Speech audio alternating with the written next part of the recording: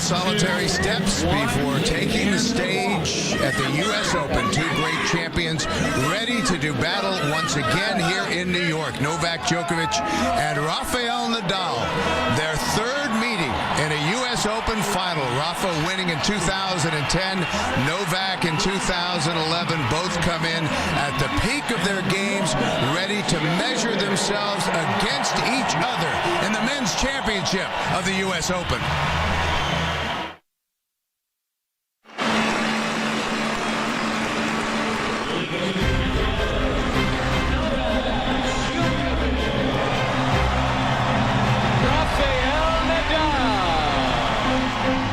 We finally got the match we wanted on the men's side.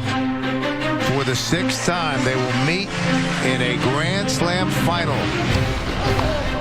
I'm always trying to push myself. I know that I'm going to be challenged, and I'm ready for that. For me, be the second will not make the difference. What makes the difference is win the US Open.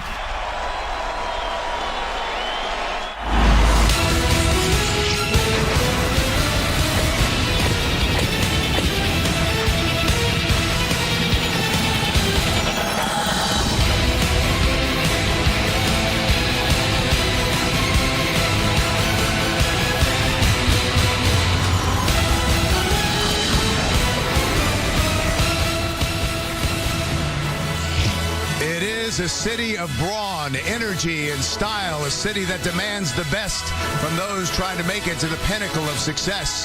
And here on the biggest stage in tennis, two of the best players in the history of the game are ready to renew their rivalry. Rafael Nadal, who beat Novak Djokovic here in 2010, has been unstoppable this year on hard courts. And Novak Djokovic, who returned the favor a year later, has continued to solidify his place among the game's all-time elite.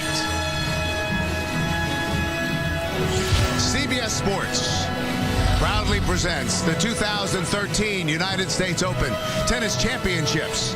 World number one Novak Djokovic, who won the Australian Open to start the year against number two Rafael Nadal, who in June won the French Open for a record 8th time.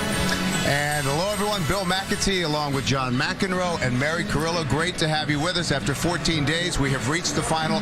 Most people anticipated number one against number two, Novak against Rafa. And, John, this is developing into one of the great rivalries in tennis history. Every match seems to be epic, including this year's semifinal at the French. I know I'm excited. That goes without saying. But let's give a little perspective for this, because a year ago, we talked about 2010 and 11. Rafa wasn't playing here. Watching this on TV, and that continued, Bill, down in Australia. He wasn't able to play there either when Novak won for the 4th time. Then you started to see him come back. He won Palm Springs on a hard court, didn't play Key Biscayne to protect himself, and all of a sudden, the old Rafa Nadal started to come back at the French. And yes, when we see him at the French Open winning this for an 8th time, I repeat, an 8th time, he wins this event again, you're saying to yourself, all right, there's the Rafa Nadal back to where he was before. Then he goes to Wimbledon. First round he loses, limping over there. And we're thinking, Deja, is this going to happen again? Right. So him going to Montreal, Cincinnati, winning those, and now beating the finals is absolutely incredible for tennis. And this is going to be spectacular for the #1 ranking. Mary, Novak has worked awfully hard just to get here. How much will fatigue be a factor for him? For Novak Djokovic, it could be tough. Look at Wimbledon. He had such a rough 5-set semifinal against Juan Martín del Potro, and it clearly took the starch out of him, losing in that final to Andy Murray. And just on Saturday, we saw a remarkable effort that he needed to make against Stan Wawrinka of Switzerland. This thing went 4 hours and 9 minutes. A tough 5-setter. He was down 2 sets to 1 Djokovic.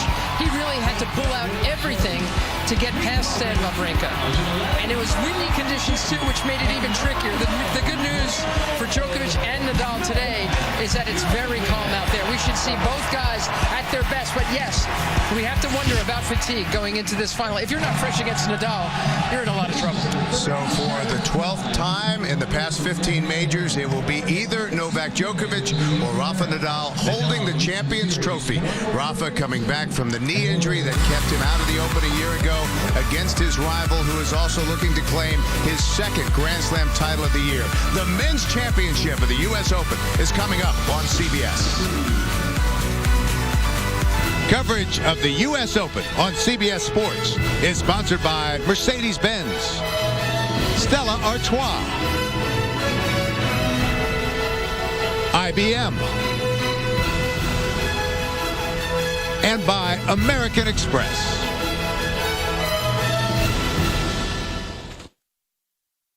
One is the loneliest number that you'll ever do. Two can be as bad as one. It's the loneliest number since the number one.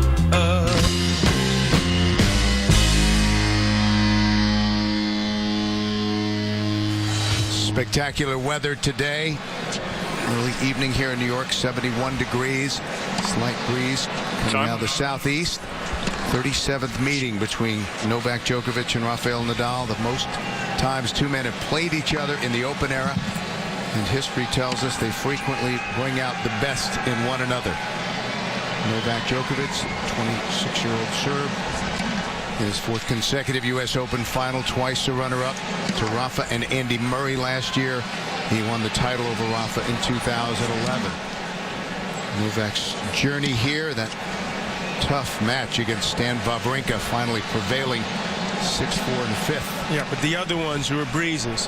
So he is someone that has worked exceptionally hard the last 3-4 years to be able to do what he needs to do now, which is to get that extra gear, and the weather should help him. It's not particularly hot or humid. This man from Spain, 27 years old, winner of 12 Grand Slam titles, 8 of those, as we mentioned, coming in Paris at the French, where he's lost just one match in 9 years. Going for his second U.S. Open and 13th major, and his road to get here. He lost serve once, and that was it. Look what he's done. He hasn't lost a match since he lost to someone named Steve Darcy at Wimbledon in the first round. He's had a remarkable hard-court season. He's playing very well here. He handled Richard Gasquet in the semis in straight sets. Steve Darcy has not played a match since that match. And he probably won. a good idea to retire. On top. Exactly. And you'll be seeing Novak breaking today. Rafa perfect on hard courts this year, 21-0. Of course, missed time with the knee injury, but he has not lost a hard court match since Indian Wells at the beginning of 2012, when he lost to Roger Federer 6-3 and 6-4 in the semifinals. We've gotten these guys out here quick. Crowd's still filing in. It's probably half to two-thirds full at the moment. And here we go.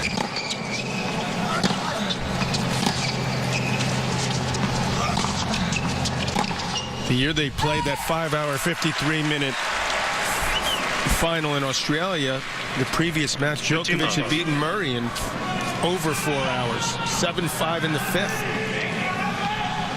And he was able to bounce back in this period of time. This is why they give these players the extra day finally, after all these years.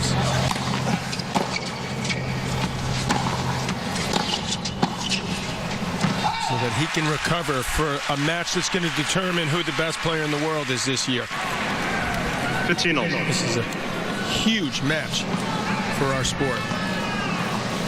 Obviously, for these two guys, it goes without saying.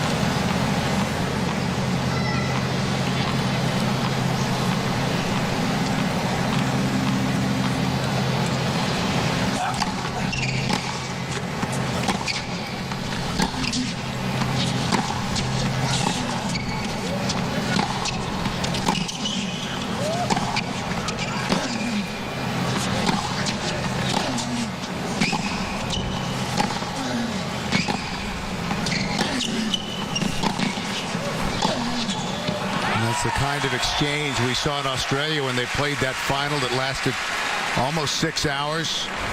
Lengthy rally. 30-15. It's 21-15 Nadal career, but 11-6 Djokovic on hard courts. Pretty decided advantage on this surface. Novak has said that a hard court is where he feels most comfortable and confident.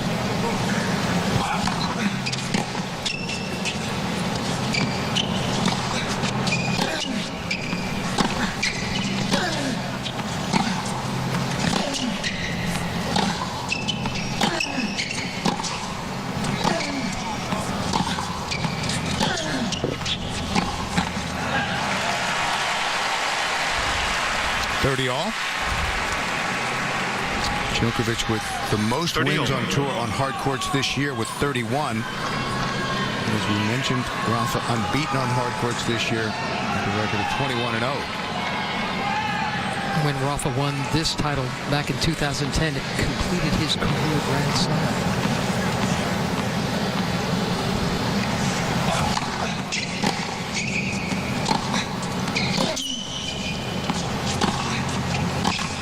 Ironically, the one time Djokovic has beaten him this year has been on clay. And he was trying to complete his career Grand Slam at the French in the semis, where they played the best match I've ever seen played on a clay court, 9-7 in the fifth.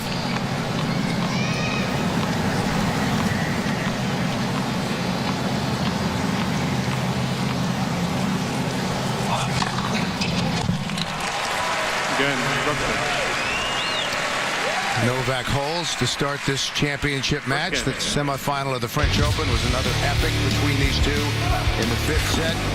Novak ran into the net on an overhead that ended up costing him a point. Well, this was 4-3 deuce when he was up a break. Now, of course, you can make the argument that he should have lost in 4 sets because Nadal had a chance to finish him off. But that ended up giving Nadal the break back, and he pulled this thing out somehow. 9-7 in the fifth. The match took over 4.5 hours. Rafa went on to win his 8th French Open title.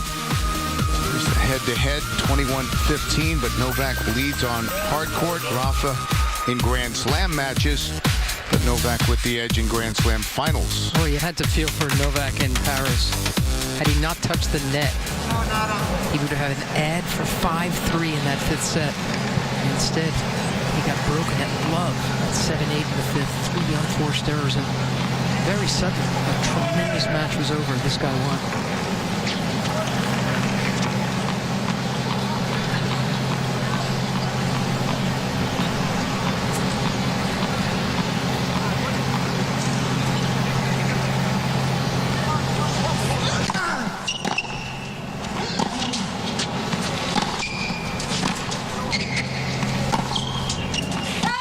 But this year, it's been Nadal playing better tennis at the U.S. Open. In Paris, Djokovic was definitely playing better tennis. Nadal was tight. He struggled to find his form. He lost the first set in his first 2 rounds at the French. And finally made his way in. That semi against Djokovic was his best tennis. Djokovic has not played his best tennis here. Nadal has.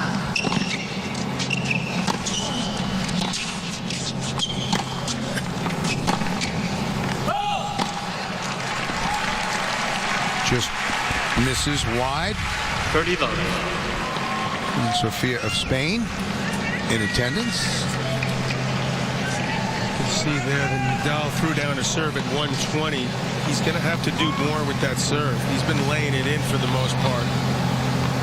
But against Djokovic, he will not get away with that. That's where you see him already up in his MPHs.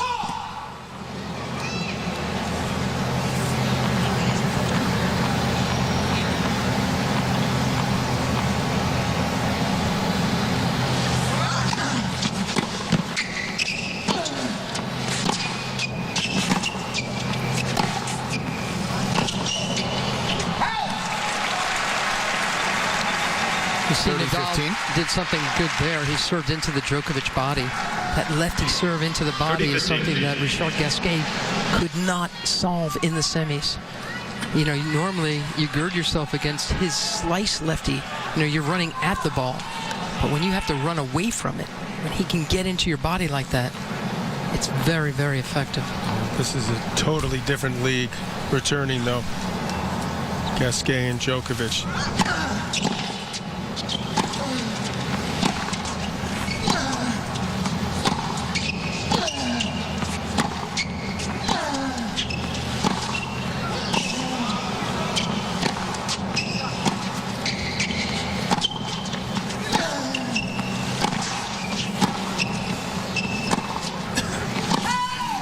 Both goals, guys coming out pretty sharp. You can see that. Nice to see. 40-15. They played a lot, but still feeling each other out here early. The nerves Who's going to really get things going first?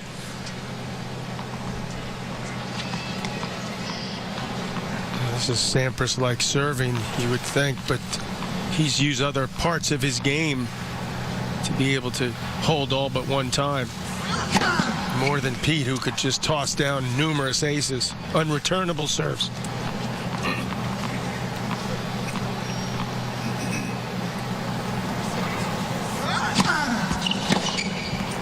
That clearly is something that Djokovic is going to do. Try to take that serve that Mary referred to, trying to slice it if he can into the body. He didn't get much spin there, so Djokovic able to extend his arm rather easily.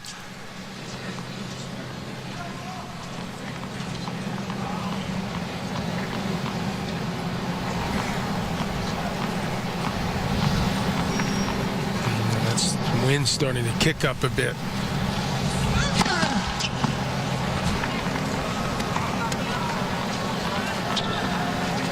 Not going to be easy for Nadal suddenly to start serving 5 to 10 miles an hour harder.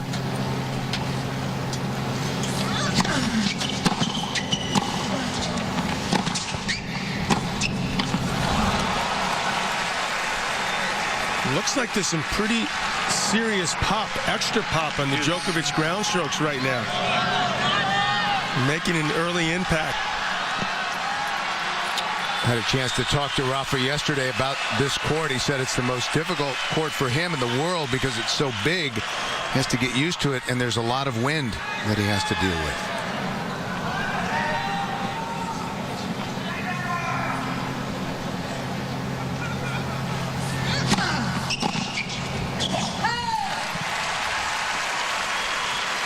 Identifier, Novak's coach.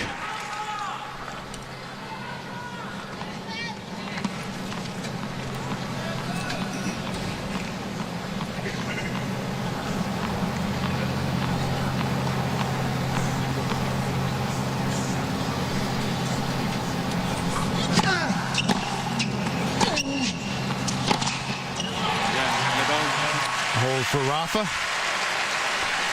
Level at 1. 1 game on percent. They have dominated the men's game. 34 of the last 35 Grand Slam titles. Well, Andy's got 2. Novak's got 6. So Nadal and Federer with the great majority. 17 is Federer. 12 is Nadal and counting.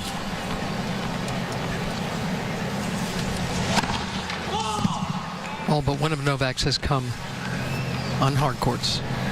Of course, he won Wimbledon a couple of years ago.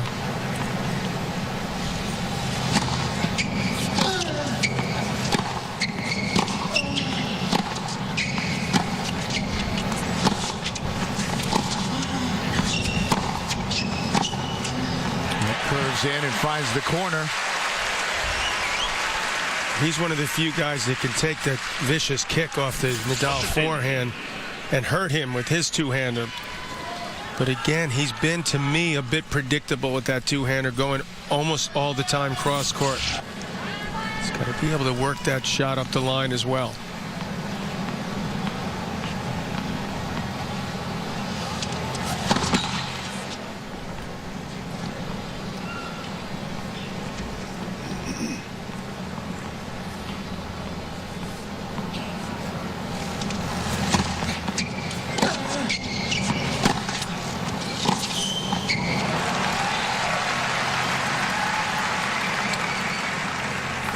All. There's Jake Garner, cheer umpire for this men's championship.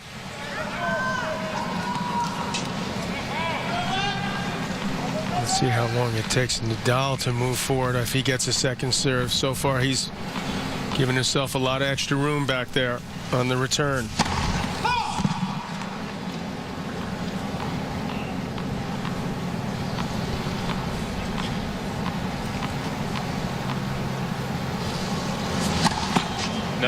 These two played a couple of weekends ago in Canada. Nadal got Djokovic in a terrific 3-setter. Djokovic said afterwards he was surprised by how hard Nadal returned him.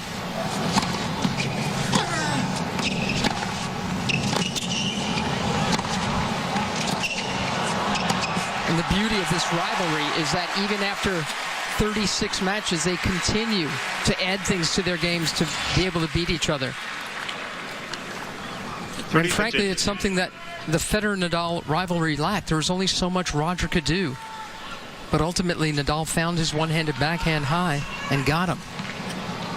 This guy, he's coming to net more. He's more efficient. He's got more variety.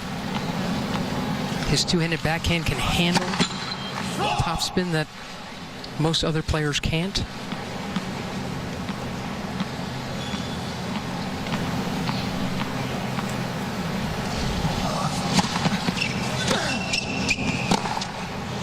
Both guys, to their credit, have really improved their forecourt game, including the volley. 30 all. This guy right here has become, when he's not injured, I mean, an almost perfect fighting machine, hasn't he?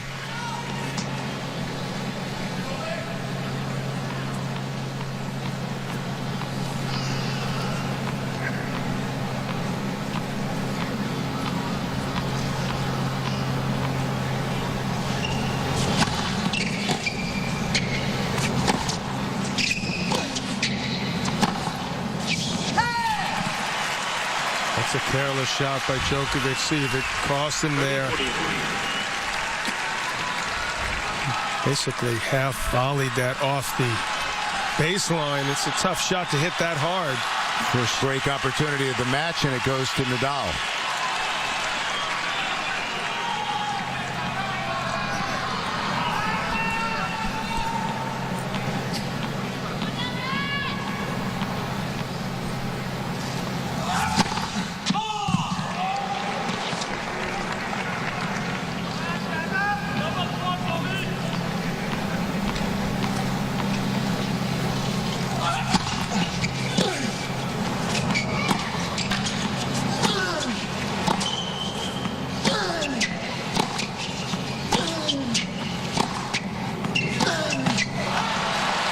Interesting spot. Djokovic put those balls almost where Nadal wasn't quite sure whether to go forehand or backhand.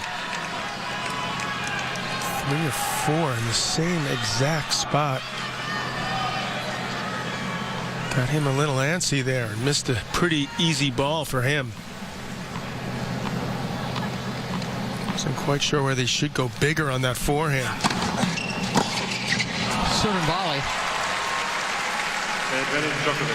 There's Uncle Tony. They probably hadn't planned on that at 1-all deuce, that Djokovic would surprise him with the serve volley there. Nice move.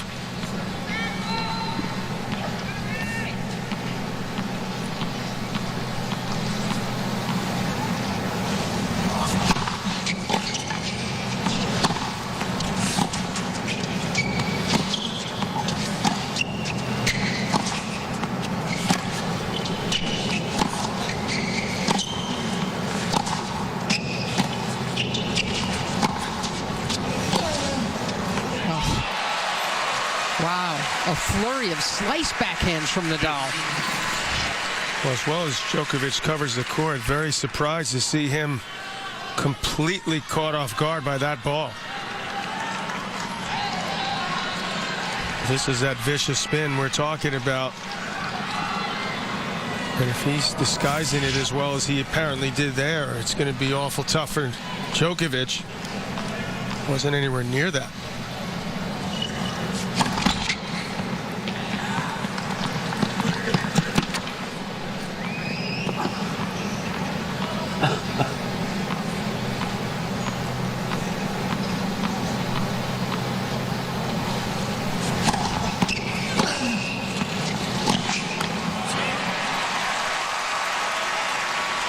Another great chance.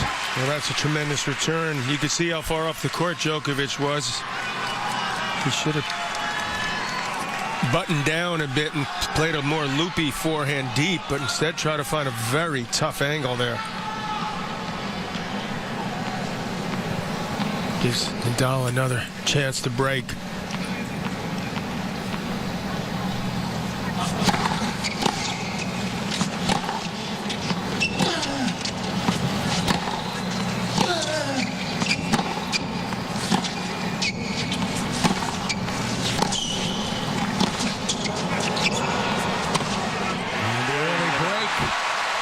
to Rafa.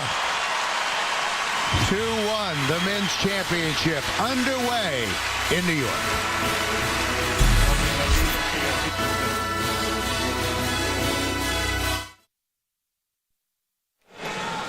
Rafael Nadal with the early edge here in this men's championship. Nadal number 2 in the world in against number 1 Novak Djokovic.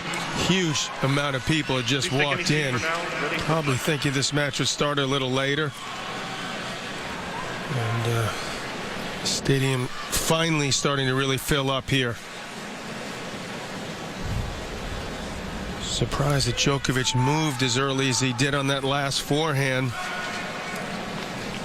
He allowed that shot by Nadal, the forehand.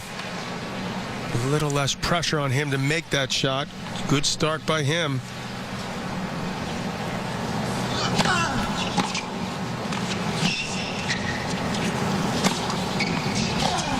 Don't kid yourself, there's still wind out there. It's going to have to be dealt with. Thankfully, it appears not to be as bad as it was yesterday in the ladies' final.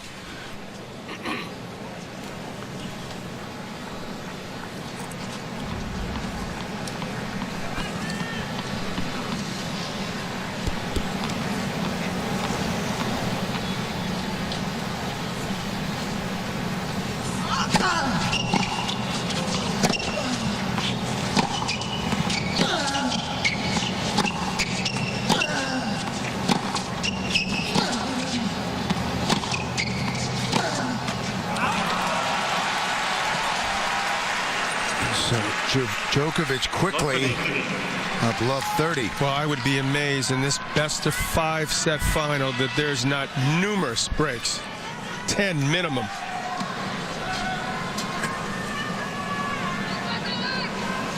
Both guys great defenders, great retrievers. Novak, to me, the best returner I've ever seen on a court.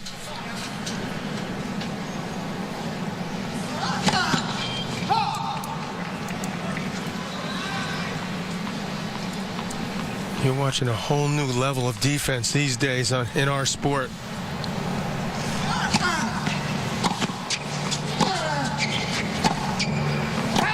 That's a careless ball by Novak Djokovic there. And John, you were talking about the evolution of both players in their games, and both have improved their serves dramatically. For Novak, it was once a liability, and now he's turned it into a weapon. Rafa has improved there as well.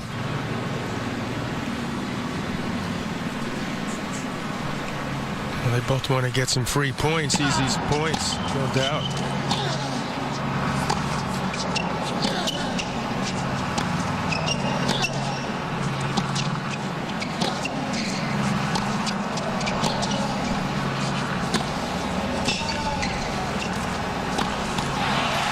It looks to me like Novak Djokovic playing with the wind at the moment. 30 on. He's dictated most of this point. He's not going to be happy with that last shot at all, which is why he looked up at his camp over there in the corner. Not a whole lot they can do at this point. Except keep positive. Already 3 errors of the forehand side. It's actually the Djokovic backhand that has been hurting him this tournament. It's a helicopter that's distracting at the moment around the Arthur Ashe Stadium.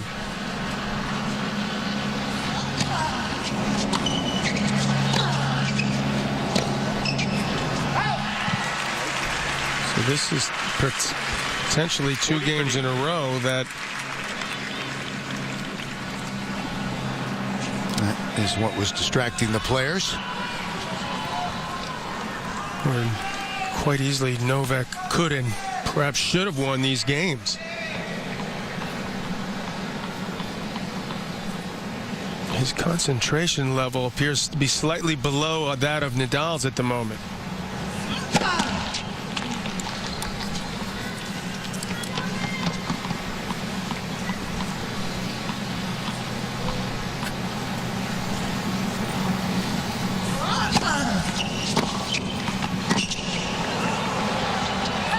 Just going after that return Well, that's a smart return off that serve. Look what he does here. Nadal's trying to slice it into the body. Doesn't get as much work on it as he'd like. That's a high percentage shot over the lower part of the net. And short balls have never been more effective in tennis than they are now. There's so much spin on them. Deuce.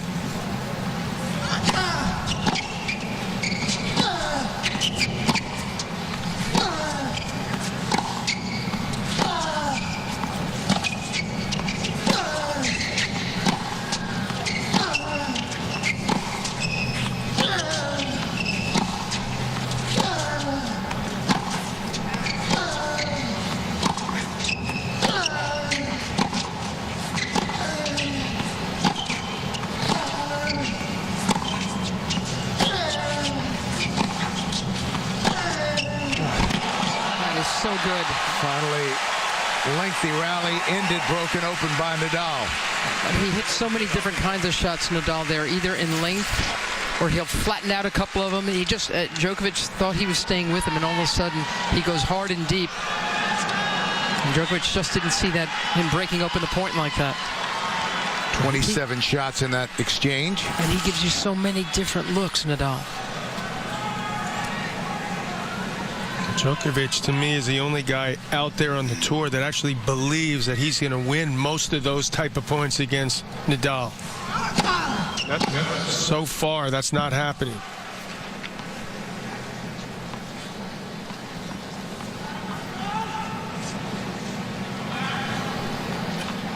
I'm a little surprised Nadal has gone so often to the forehand on these serves. Keep waiting for him to drag him out wide, open up the court for his own forehand.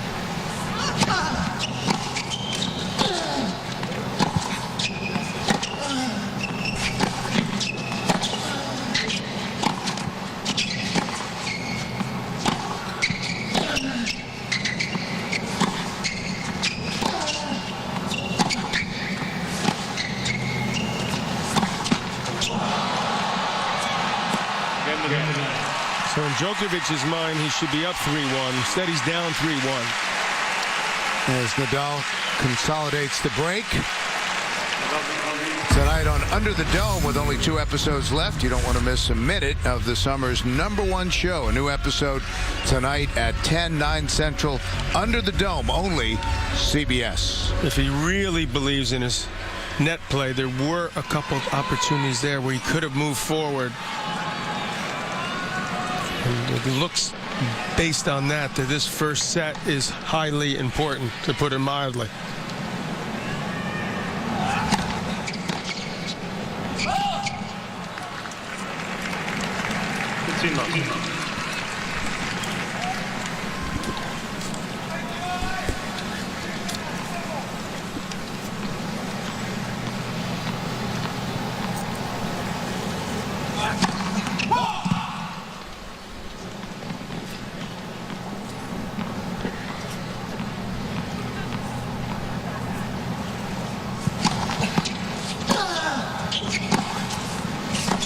That is such a key shot for him. If he can hit that well, things will turn around. Because then that forehand of Nadal, this one, trying to get that kick, that spin on it, he'll blunt that weapon. Djokovic started playing tennis at the age of 6 and had a one-handed backhand because he was copying Pete Sampras. At 7, he decided he needed a two-handed backhand because he wasn't handling the high stuff well. About when you want to make a change. Permanent change. I mean, yes, he's had remarkable coaching and all that, but at 7, he knew. Ironically, Sampras had two-handed backhand, and he switched to one when he was 12. Seems like both made the right decision. Novak got to the top of the game. He went and met with Pete because he wanted to know the best way to handle the pressure of being one of the top players in the game and how to handle all the distractions that go along with that. He also wanted to be a good role model for the sport, as Pete was and as Roger Federer has been. Nadal with the early edge at 3-2. We'll be back after this word from your local CBS station.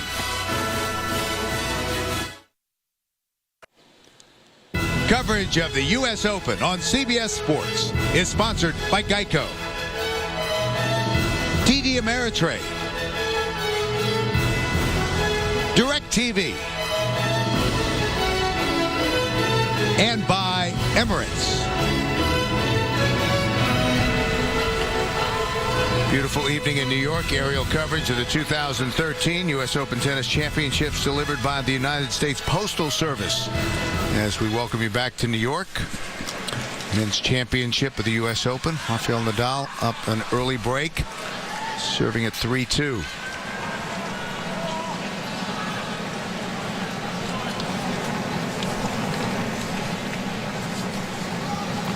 Crowd still filing in, but both players deliberate, as expected in this huge match to determine the #1 player in the world for the year.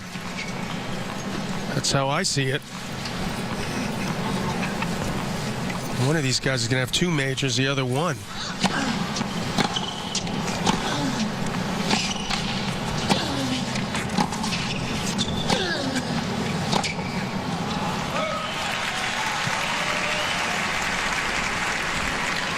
When Djokovic played that war with Del Potro, the 445 in semis of Wimbledon, he was hot in that final a couple days later. Here, conditions pretty good for him to be able to rebound, even though he played the far tougher of the 2 matches in the semis here.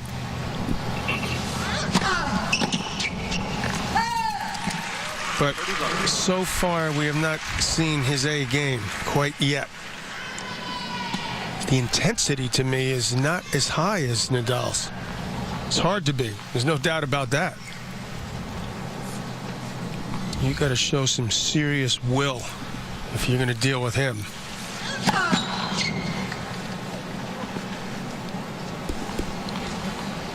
Because no one seems to want to win more than this guy.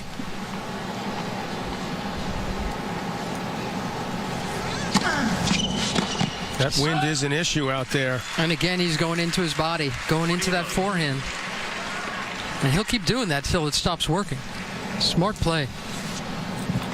It's hard to get in front of that thing because first you got to get away from it.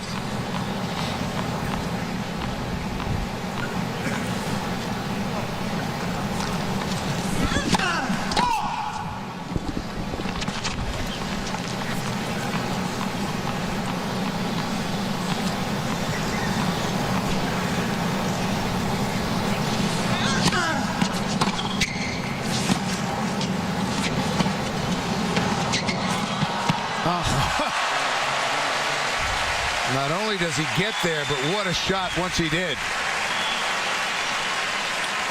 4-2. And if you can beat Djokovic cold, here's Djokovic getting himself into the net nice and tight. If you can beat him cold, where Novak realizes that the angle you've created isn't even worth trying to chase down. Boy, you're sending out a very good message. So fresh and alert. Aware of the moments of these rallies. Did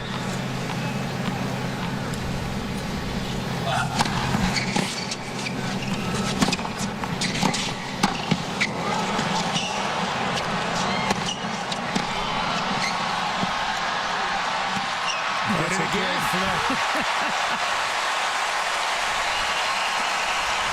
The entire year until he came to Montreal, the hardcourt season, he had tape around that knee.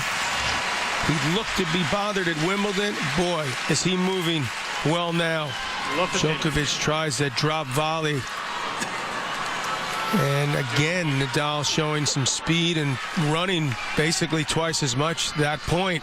Got the job done. Another great flick winner.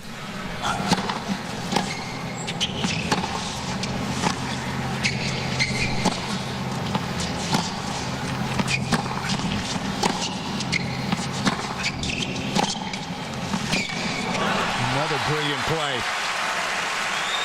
And again, Djokovic with no chance. Now he's triple break point down. This first set could evaporate in a hurry. He's 2-4, love 30. And the way things are going, it sure seems like a triple break point, I'll tell you. Because he is just getting soundly beaten at the moment.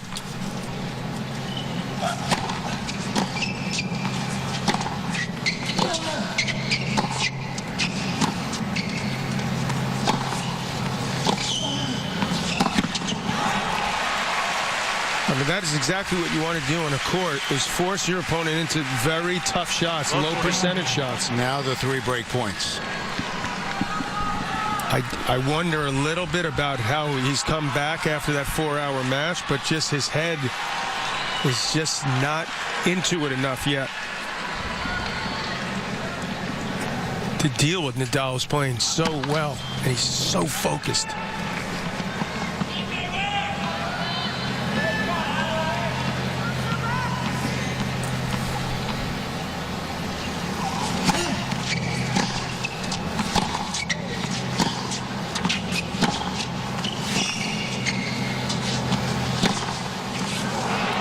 Could have been out.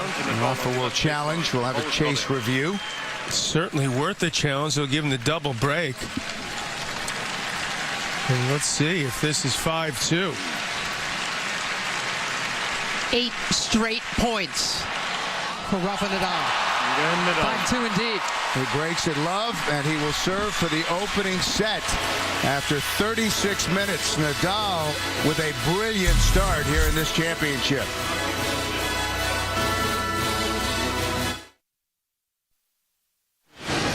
Back in New York, and a lot of notables on hand. There's Justin Timberlake, Leonardo DiCaprio, Jessica Alba, Sir Sean Connery, and Alec Baldwin, all great tennis fans. So Rafa serves for the opening set at 5-2. Someone tell Sean that Murray's out. I don't. Scott's You know, I know. Scott likes the He sport. loves the sport. Yeah. It's a joke. I'm trying to lighten things up. I'm not liking what I'm seeing from Djokovic right now.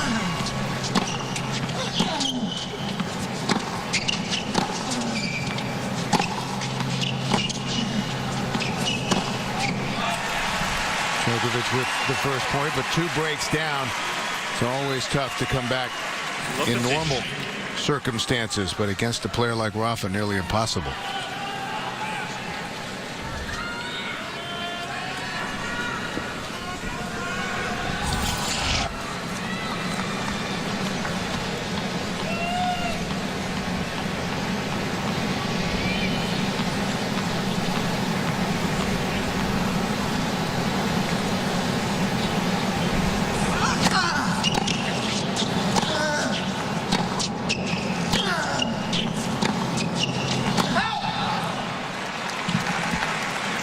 All. 15 all. And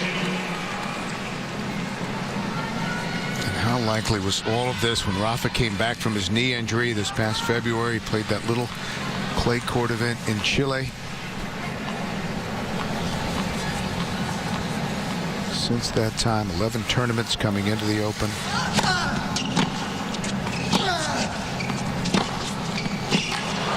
He's clearly got some wind behind him now. He's frustrated. He's hit twice as many errors as he has winners so far. And he just absolutely unloaded on this. Just very upset with himself that he's gotten himself in this position early. 10 finals in those 11 tournaments, 9 titles. Remarkable.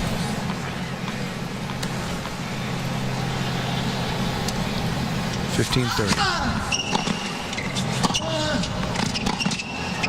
Yeah, that ball, is that called out?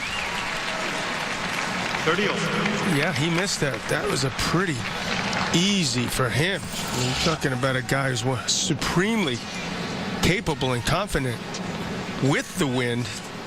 You can see it just wide. Definitely wide, 30 all.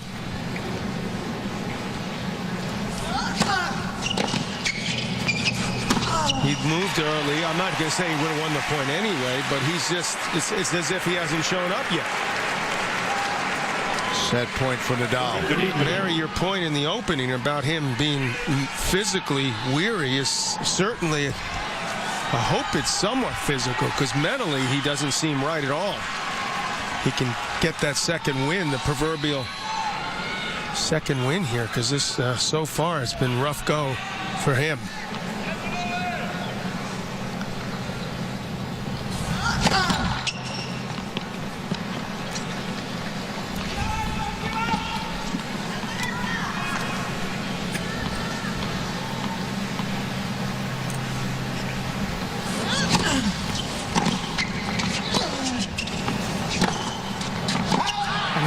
Do physical doubts create mental doubts?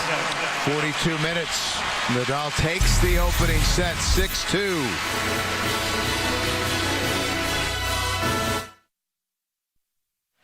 We're back, ready to start the second set. A very telling stat. The loser of the first set has won the championship only once in the last 20 years, and that was Juan Martín del Potro when he beat Roger in the final in 2009. I think Djokovic might have a better chance, and Nadal might have given himself a headache to putting that headband on. He was bouncing his head up and down. In best of 5-set matches between these two, they've played 11 of those, and the winner of the first set has gone on to win the match 9 times. The good news is that Novak Djokovic, who can be a slow starter at times, it seems almost like he's playing possum. He's got an appetite for long matches, for 5-setters. He's not afraid of that, which is a good thing when you face Nadal.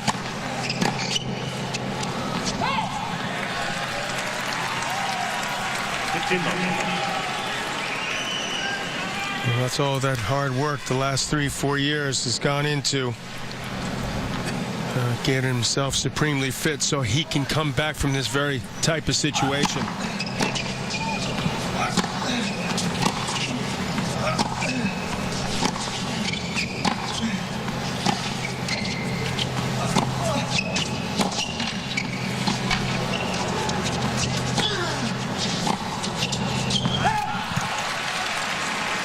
Just seems to be moving before Nadal hits his shot, which is really surprising.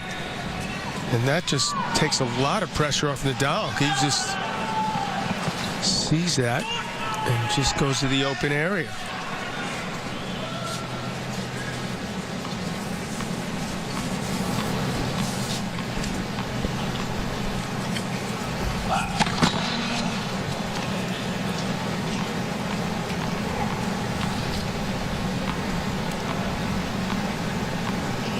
That wind is kicked up. It's tricky.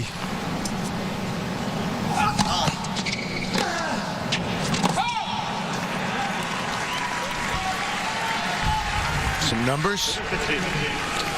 Nadal 80% first serve points. Well, the big thing, Bill, you look at how many errors he's made. And that's 6 winners, 14 errors. And you're getting half your serves in. I mean, that's why it's 6-2. I mean, Rafa on a positive side of that. 7-4. That bottom line, I thought was a bottom line. The best returner in the game, Novak Djokovic, hasn't had a break chance yet.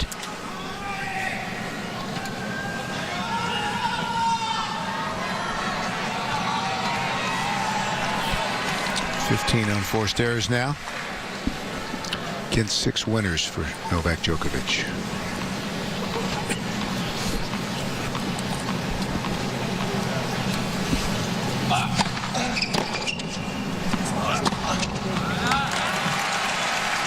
Which is Rafa leaning the other way. There's Wojciech Fibak helping out on Novak's team.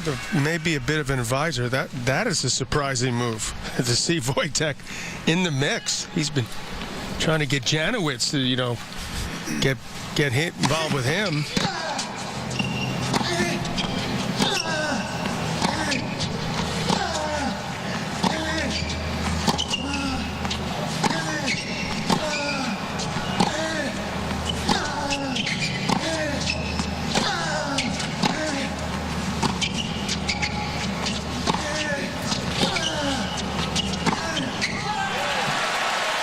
That is the type of point and game he needs. Finally pumping himself up. Maybe the best point of the match for Novak Djokovic. Let's show you what's transpired already today. Fast start for Rafael Nadal. This was break point at 1-all. So Rafa with the early break and showing great defense. Well, not to mention foot speed and trickery there. It's been a great start for Nadal. No question about it. He's continued the form that has gotten him here. Let's remember, he's lost serve once. But this is like an entirely different level. The fact that he hasn't been down break point yet surprises me. 6-2 Nadal in the first set. Novak held the start. Set number 2. Opening service game of the set for Nadal.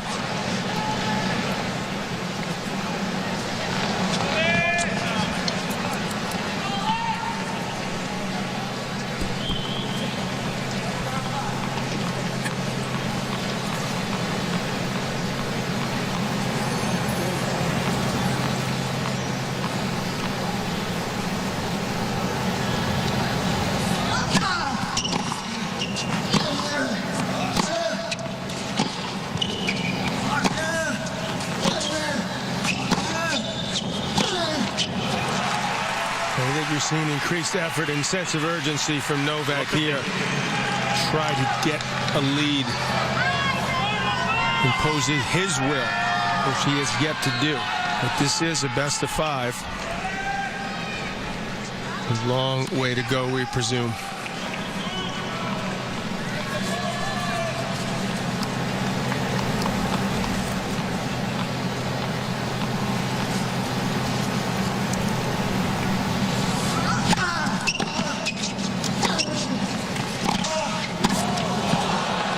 Perfect passing shot. Really tough volley for Nadal have to deal with there. Right off the shoestrings. You got to worry about spin and pace when you play guys at this level now when you approach the net.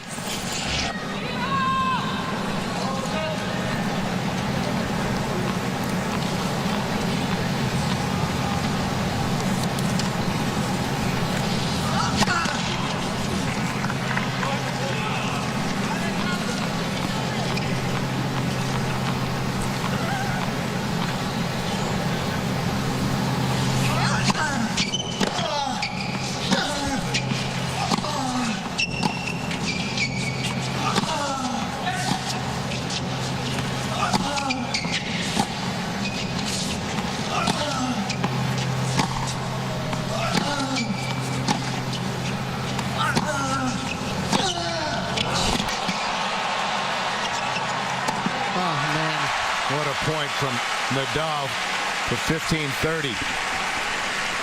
And Nadal continuing to use that one-handed slice. This isn't a shot that he grew up using.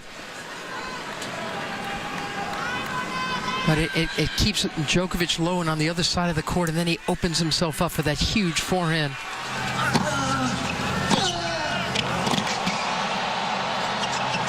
And he's got such a solid smash, a much better one really than Djokovic's.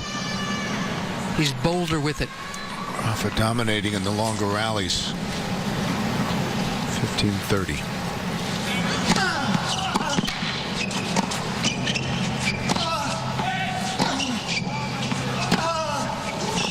That is why he is a bit wary of going wide to Djokovic's backhand. Nadal is not happy at the person yelling during that point. Ladies and gentlemen, courtesy to both players, please do not call out during the service motion or during the point. But I think it was more the returner serve, the excellent one. Djokovic, the reach he's got at 6'2.5". Agassi, Connors, those great returners, not as tall, not as flexible, able to deal with the serve like that. Here's his, finally, he gets his chance. First chance to break here. 15-40. Only once in 86 service games here this year at the Open. Double break point. Well, he really put in a little extra on that one for sure. Close. We'll see if he challenges. There should be a time limit, but you know, this is the way players have been doing it ever since this challenge system came into effect. Nadal playing within the rules. He goes back to hit a second serve. That's the hardest serve he's tried to hit today.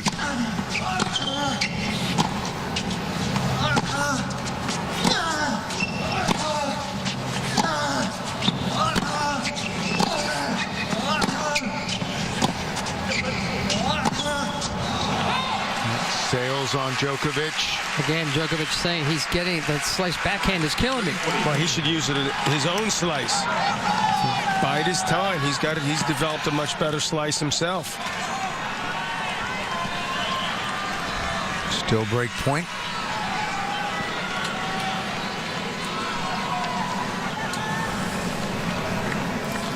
It's Djokovic's backhand, as we've been saying, that's been hurting him this tournament. Nadal seems to know that.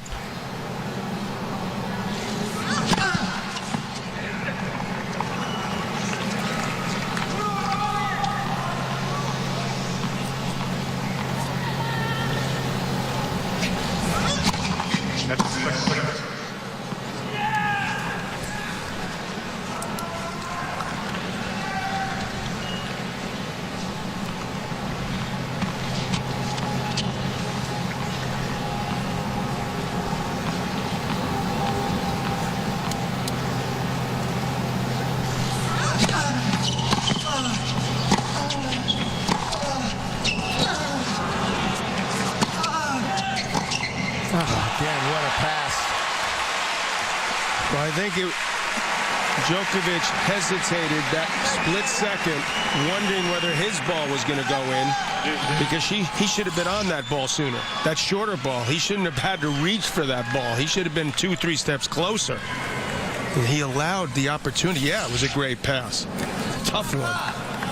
But he perhaps could have put that shot away, Djokovic, and been up a break here. 2 break points saved. Deuce. Nadal's trying to get these people quieted down, at least during the point.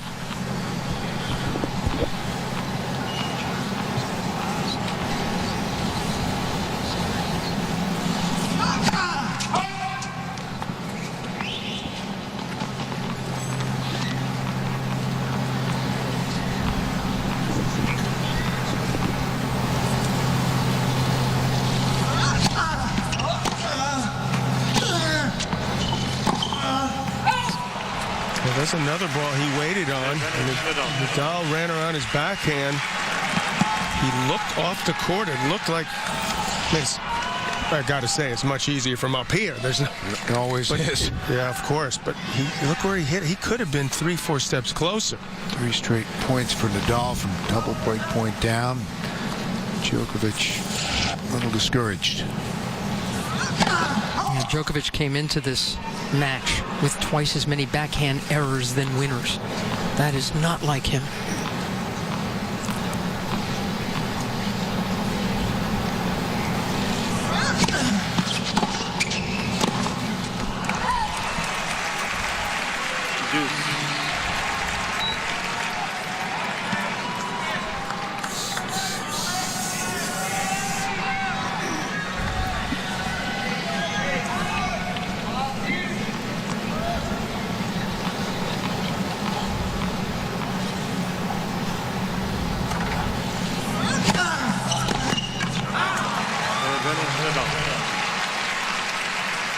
Nice serve up the middle. Djokovic can't handle it. And another point to hold for 1-all.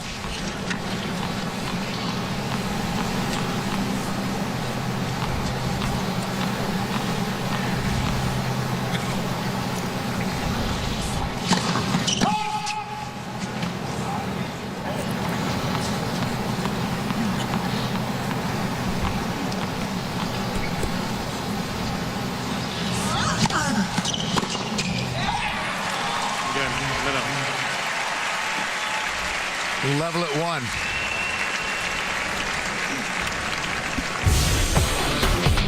Let's take a look at our TD Ameritrade Swing Vision.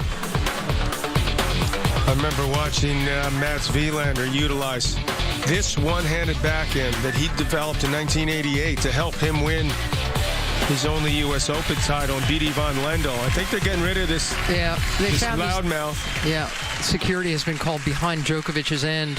Some stooge is getting removed from the stadium. Well, he's been distracting to both players. That's the problem. Seems to want to talk during the points. John, remember we were calling the French Open final earlier this year, and we were twice distracted by some idiots making fools of themselves. One of them ran on the court. Almost started a fire.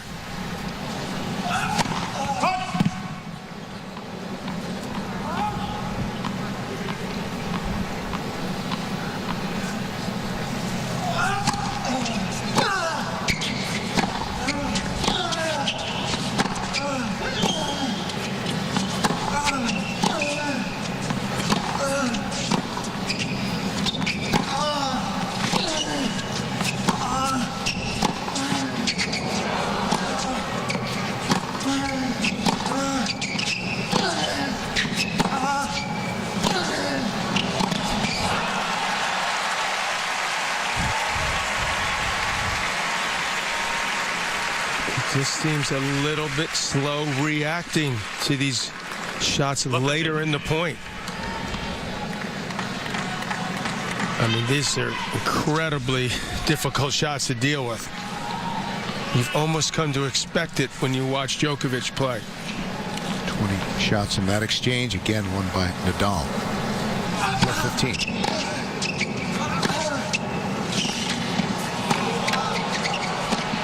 That is wide, but that is a heck of an effort by Nadal. Rafa mad at himself that he didn't get it. Well, they're going to have people start practicing that slice forehand more often, too, because that was a wicked shot.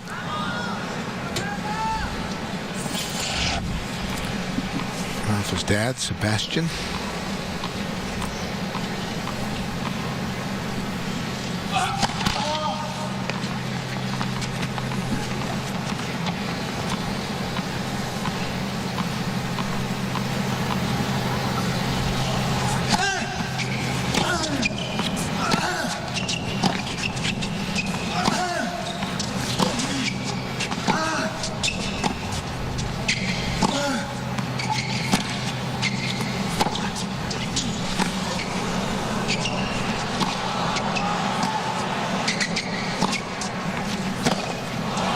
Time I've seen Djokovic actually fake like he's going to move forward without doing it, trying to give some different looks in Nadal.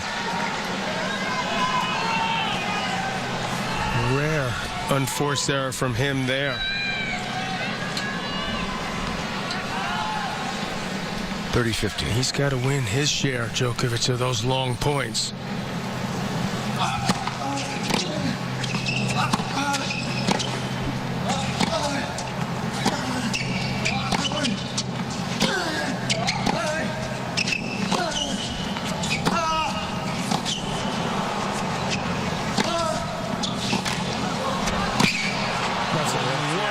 Shot. One of the best points of the match. No doubt. For Novak. I think it could have been the best shot he hit.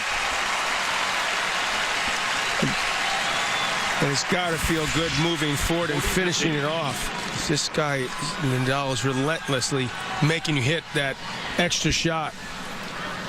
He doesn't give up on anything. That was not easy, believe me.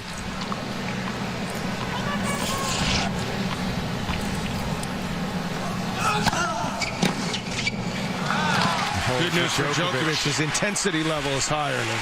2-1. Back with more of the U.S. Open after a word from your local CBS station.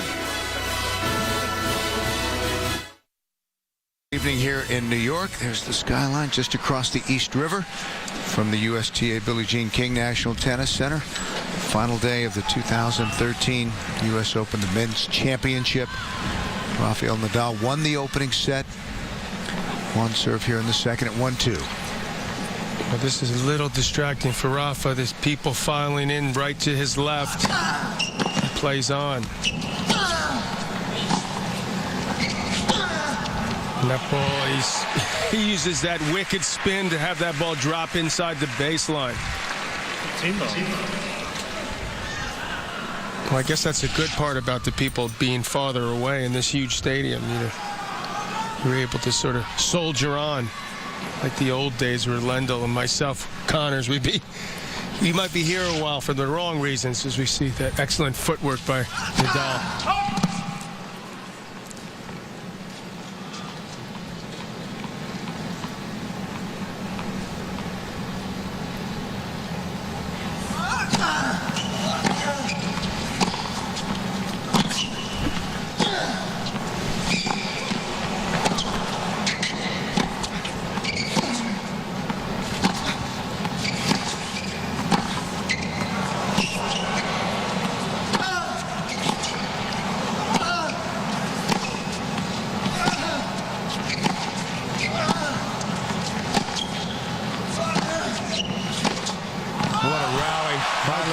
Nadal. That is one of the best points you'll ever see.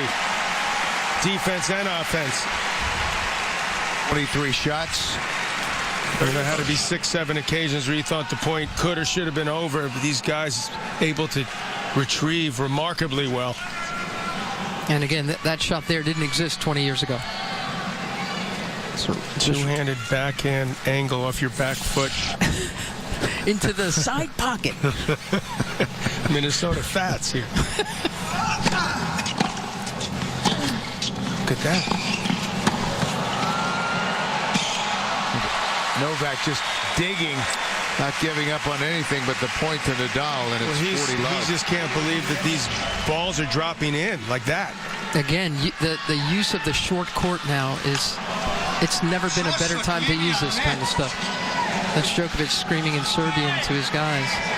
It opens up the court for you. So much spin. Remember, Nadal uses an extremely light frame to generate that type of spin. 7 of 8 at net for Rafa. You're talking about some wicked spin and racket head speed. And because he's got so much spin, he doesn't have to hit for the margins the way that Djokovic, who typically hits a lot flatter, has to. Challenging the call on that first serve. It's well done. He doesn't have to go as deep. Chase review. Way out. Way out.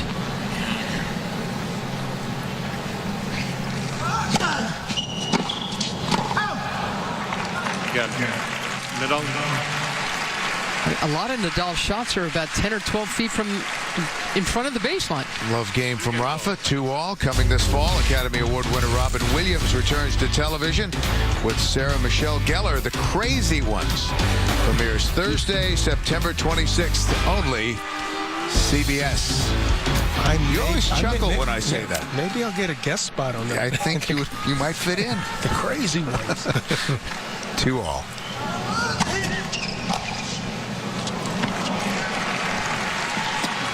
The thing about Nadal is he hits with so much work on the ball that even though his shots tend to be shorter than Djokovic's, Djokovic still has to be beyond the baseline to return them because of the way they kick. I actually think those are the balls he needs to step in, take earlier. Be ready for those. Take advantage of that. That's where court positioning comes into play.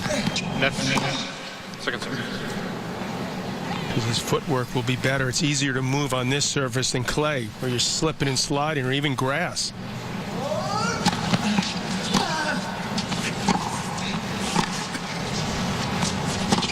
So you saw him step inside the baseline. 2 shots in a row and get it done.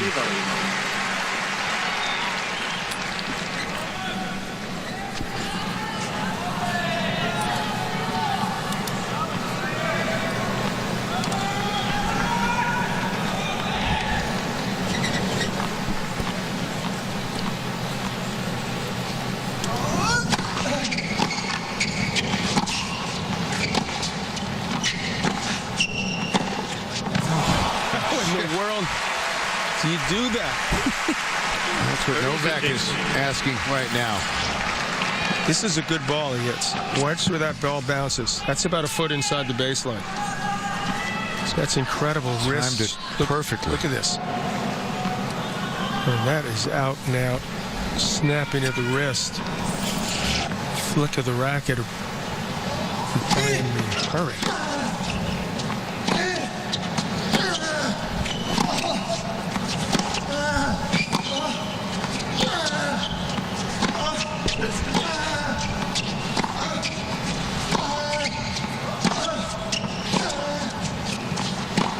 Out. That was a late call by the umpire who called it out. Djokovic was going to stop it. He's going to be helped by the fact that Garner called it out. Nadal won't challenge. So 40-15. Djokovic gets the point.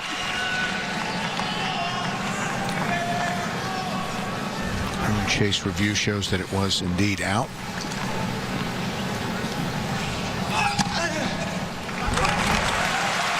Ace from Novak, his third. And there's the hold. On serve at 3-2 in the second set.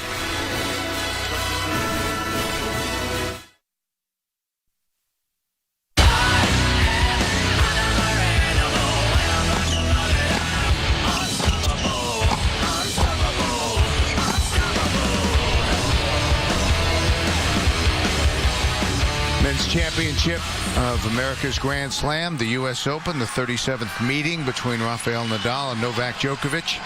Most times two men have played each other in the Open era. Nadal taking the opening set 6-2. Tight second set on serve at 2-3. Nadal serving in the far court.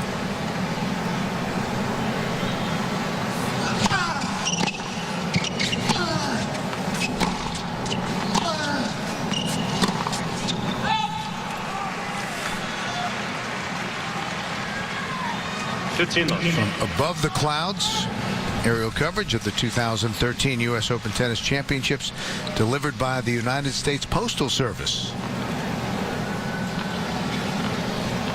From above, Arthur Ashe Stadium.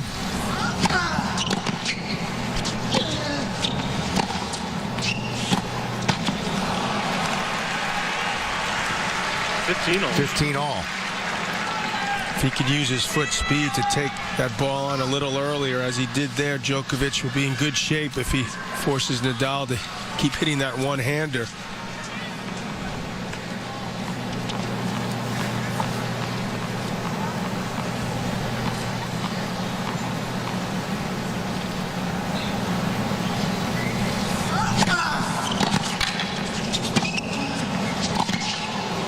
That was just the right shot to hit there. Use the wind to his advantage. Slowly but surely he's working his way into this match. From that position, it was awfully tough for him to win the point unless he hit that ball the way he did, and the crowd is fired up. Get Djokovic into this match.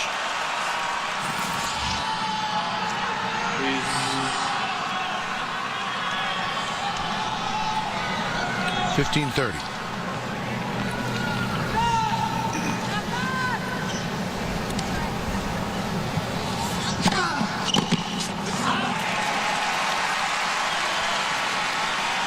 That ball's coming into him, but it's also being hit harder. And that was 119, so he's clearly hitting his serve harder than he has at in any other match in this tournament.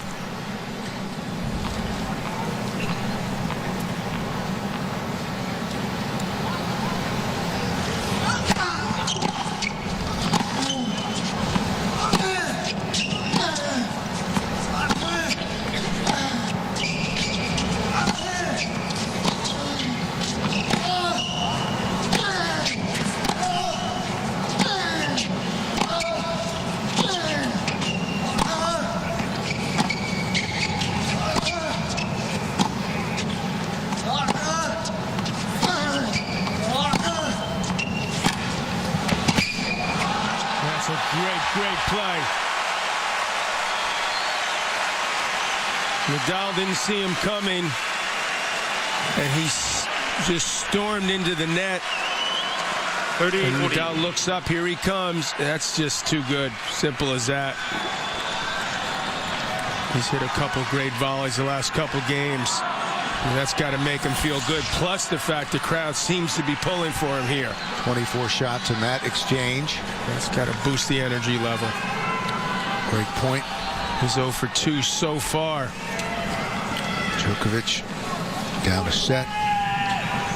This for a 4-2 lead in the second.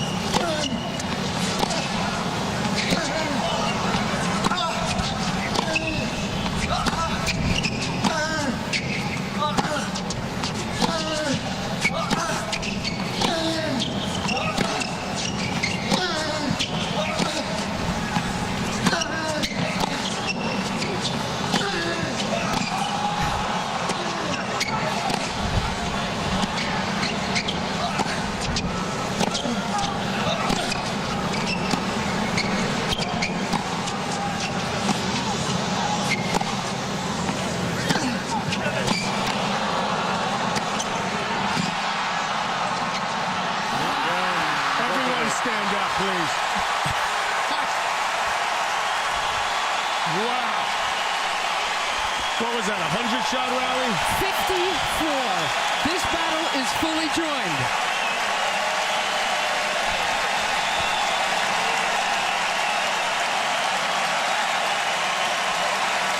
Both going to neutral corners.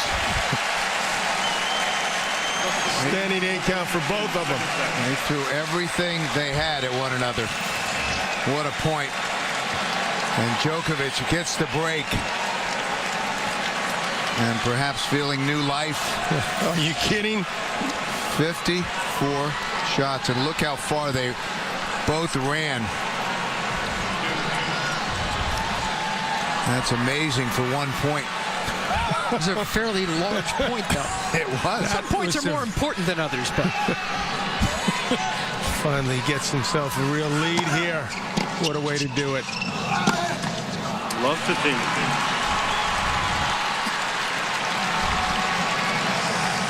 Only the second time he's been broken in his last 89 service games.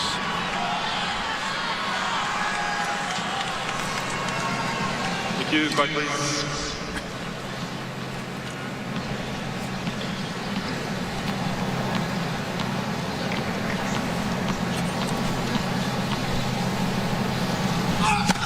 That's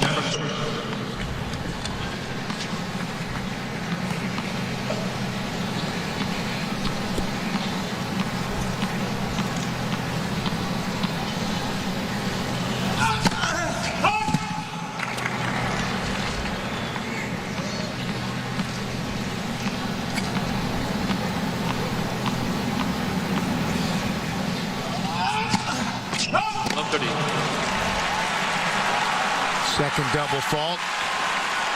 And after working so hard to earn that break, now Djokovic in a hole at love 30.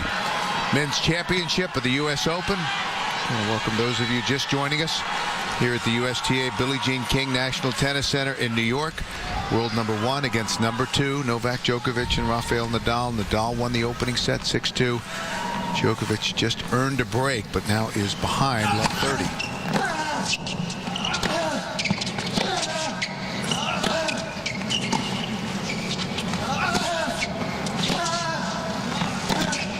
what a comedown for Djokovic to work so hard to break. And these 3 quick points. Also, Nadal, amazing how he can shrug off something like that and act as if it didn't happen.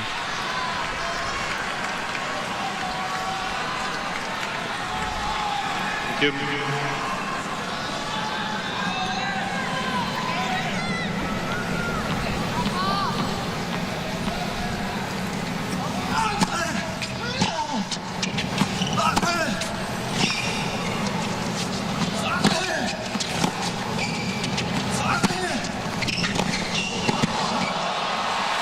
Be ready for another ball to come back.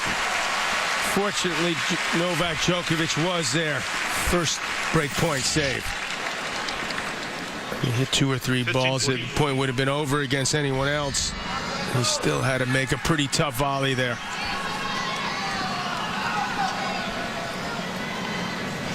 Flexibility work comes in handy on shots like that.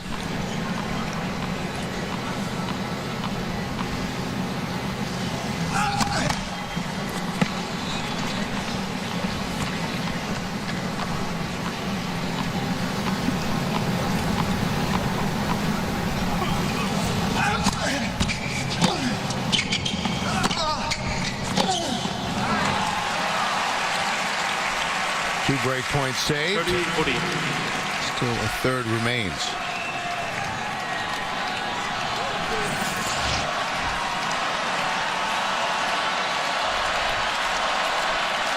You see an eye on that ball. It got up higher than he anticipated there.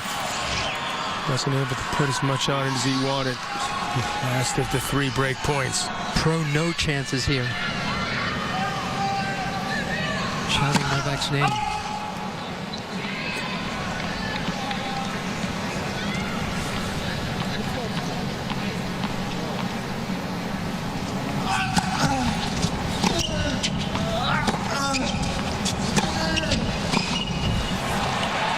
And Rafa breaks back. Novak letting the advantage evaporate. We're back on serve in the second set. 4-3.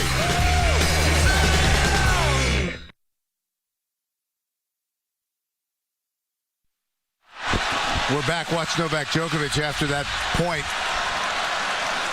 Nadal able to break back. Now he screams into his towel. Meanwhile, over in the players' box, they're invited saying, just calm down. You got it. You got it. Fire up. Calm down. Fire up. Sort of a mixed message. More winners now. 21 unforced errors, though. Back on serve at 3-4.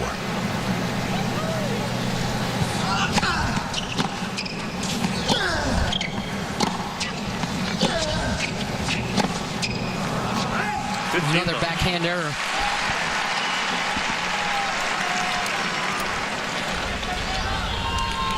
It's his 9th. If in doubt, take a step farther out to his left to guard against the wind and the spin.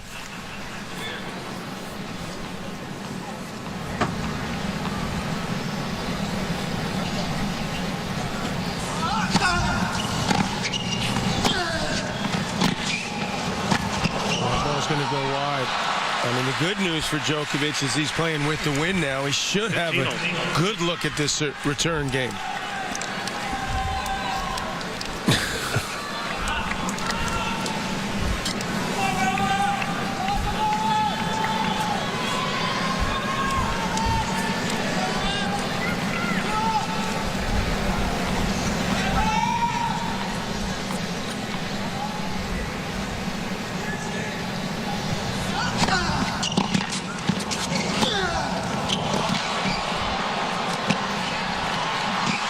That's just too good. Nice to know that John Isner is watching this match. He weighs in. 54-shot rallies all the time. What's the big deal there?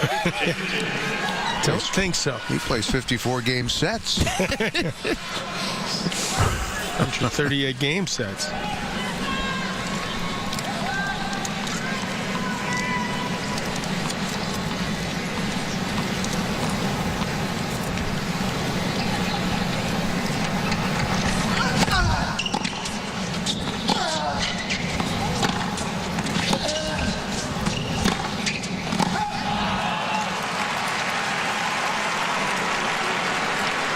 Seems like to me he's waiting on the ball to come to him a little bit too much on this side. He's got to be alert enough. He's quick enough, that's for sure. His footwork is normally great. Step a little bit closer. He won't have to take such big swings. 23 unforced errors to 9. To try to take this ball on a little earlier.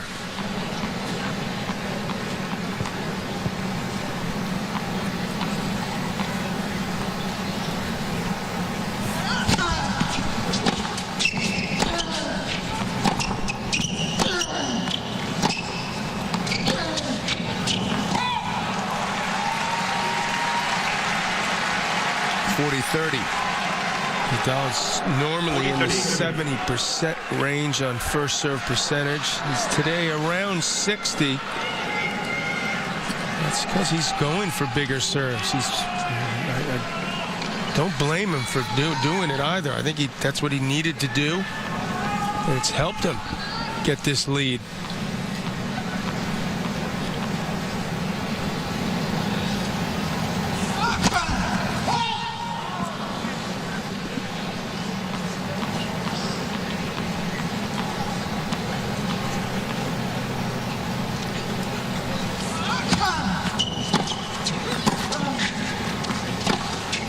So he did a real good job there off the return to do what needed to be done, starting with taking it early inside the baseline, getting the ball he wants there, and that's just what the doctor ordered. 90 miles an hour off the ground, the winner. Deuce.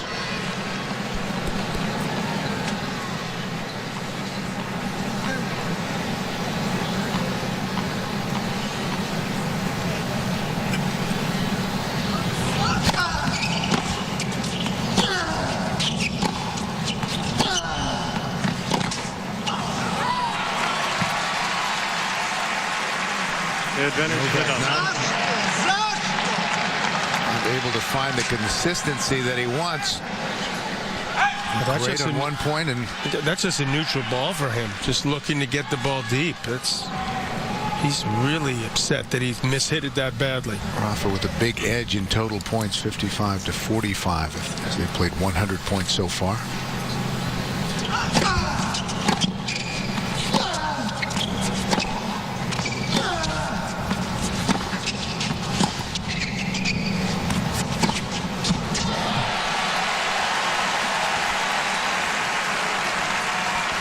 You can see that wind is pretty nasty out there. Making it tricky again for these two finals, as it did yesterday in the women's final. And when that ball starts getting held up in the wind, you've got to be able to take that on early, as he did there. Do some damage.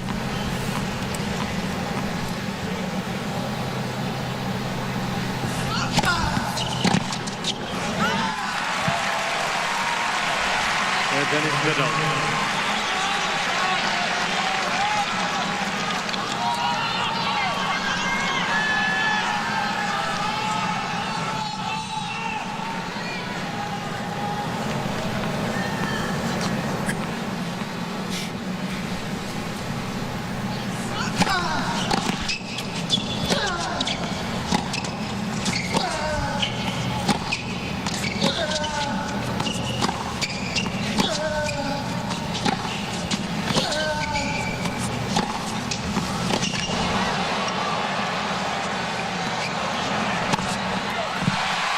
Big overhead.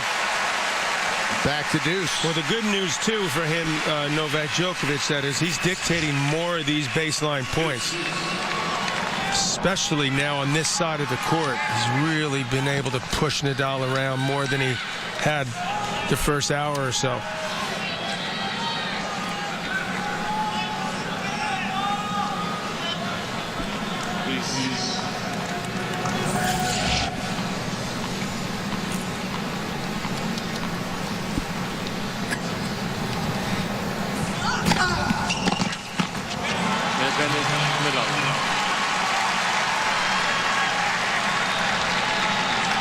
The return to serve that's been a big part of him winning 6 Grand Slams. That's Djokovic.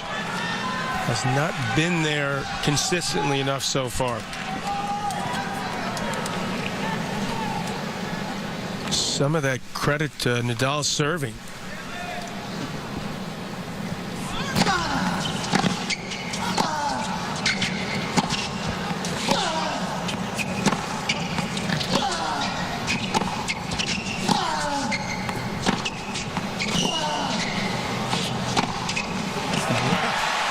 That's more typical of what you expect to see from Novak. Djokovic working the point, then breaking it open.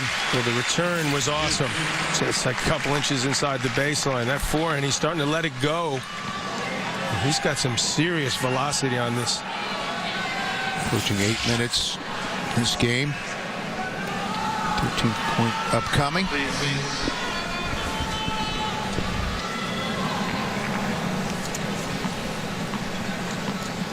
3-4 deuce in the second set.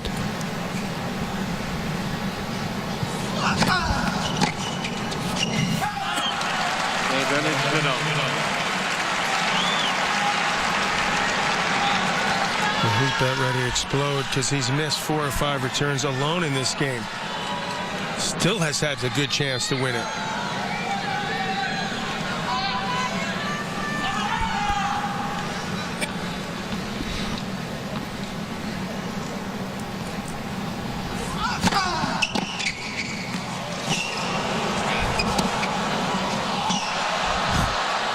Dropped in.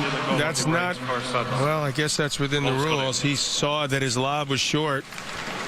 I think it's a moot point anyway because it looked like he caught the line. That's called. I'm going to lose the point. So let's hope that that ball was wide, which it wasn't. Case review. Nadal The has call. 1 challenge remaining.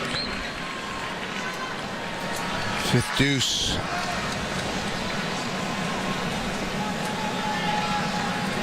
With only 1 challenge left, he'll get another if they go to a tiebreak.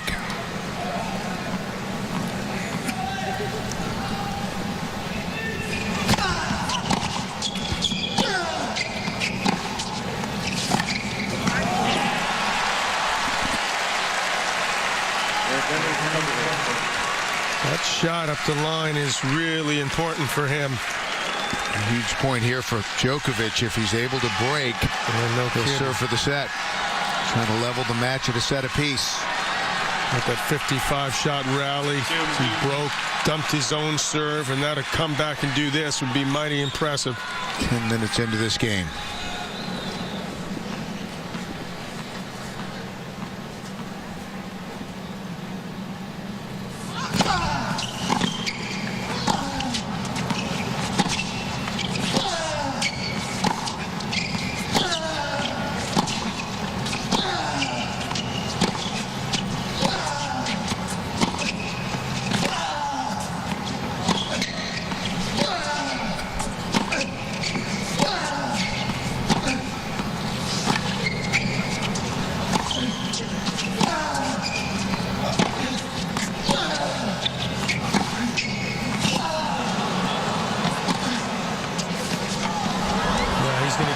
Plenty of time.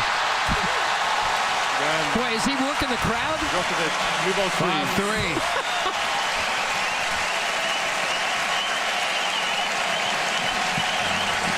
People on their feet. Of course. And they should be. It's awesome. Looked like for a second he was going to volley that drop shot. He was in on it so fast. Great anticipation. Getting there in plenty of time and right inside the line.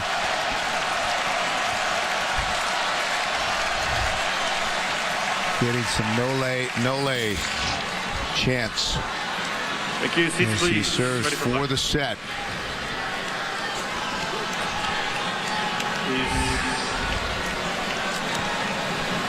Rafa broken already twice in this final. Not surprising when you're playing the world's best returner.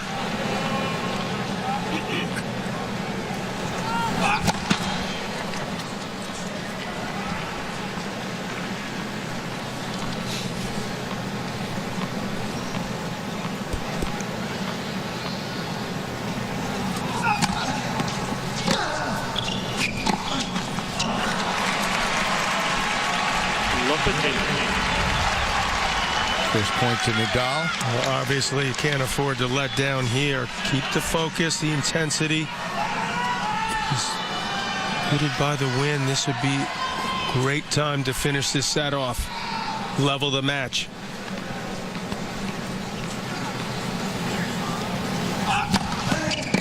Big serve there. 15-0.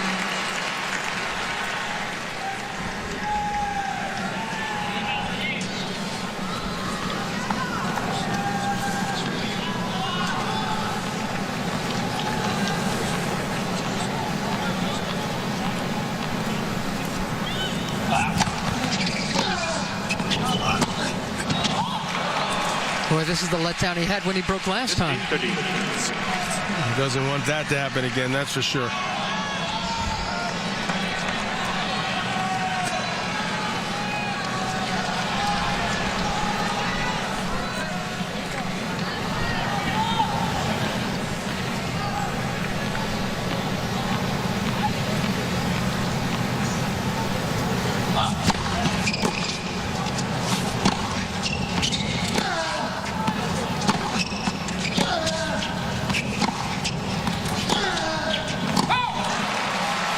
Nadal sensing that Djokovic is taking over more of these points and playing against the wind.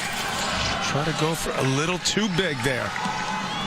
He's not happy with the result, clearly.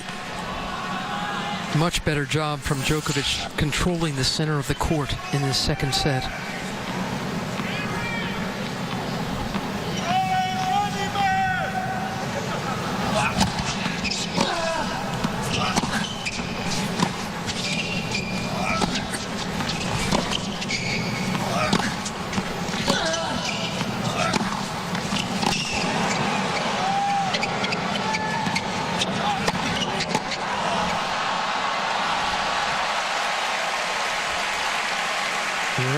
breaker screeching as he kept himself beautifully balanced, making sure he was tiptoeing around, dealing with that wind. And this is the point to level this match.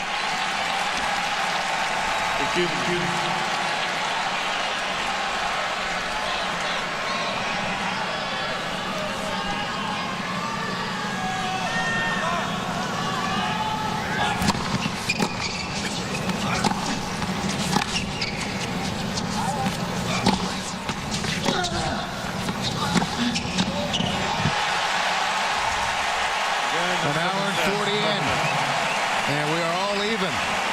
A set apiece, and right now let's go to Scott Pelley of CBS News. Novak Djokovic fighting back here in this men's championship of the U.S. Open, leveling the match at a set apiece. Nadal taking the opening set 6-2, and then Djokovic the second 6-3. Well, I don't think there was a person in this stadium or a fan of the sport that didn't want to see this match extended to at least 4 or 5 sets, or thought that it would be a straight set for either player. And now a best-of-3 set as Novak Djokovic able to lift his game significantly. Very effective there. Taking charge first with that incredible rally, a 54-shot rally, winning that. That was his first break, and then after losing serve to hang as tough as he did, that's why he's been ranked #1 in the world for 2.5 years now. Does not want to give up that ranking, and it will happen shortly after this event unless he wins this match.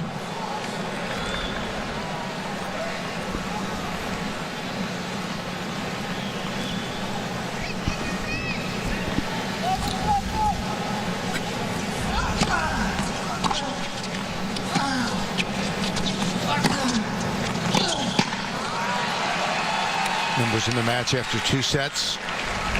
Well, that first serve percentage of both guys pretty strong. Again, windy conditions. Djokovic's level of play, as you all can see, is clearly risen 5 dramatically and necessarily to deal with Nadal. 5 service breaks in the first 2 sets. Not surprising.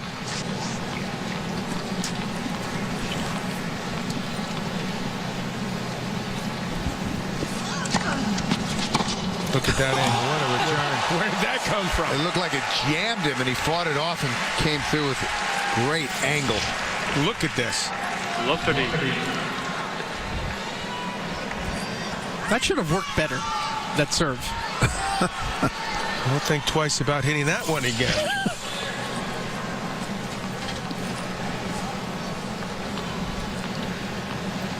It looked from the shot that he actually wanted to hit that angle. It's hard to believe he wanted to cut it that close.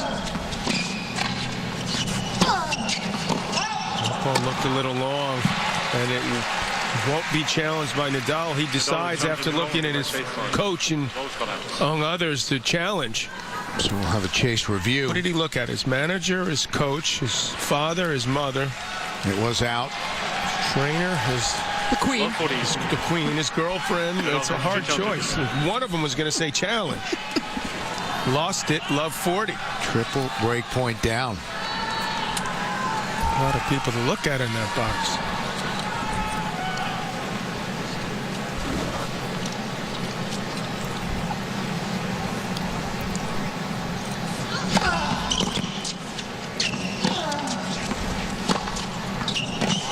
That's a break.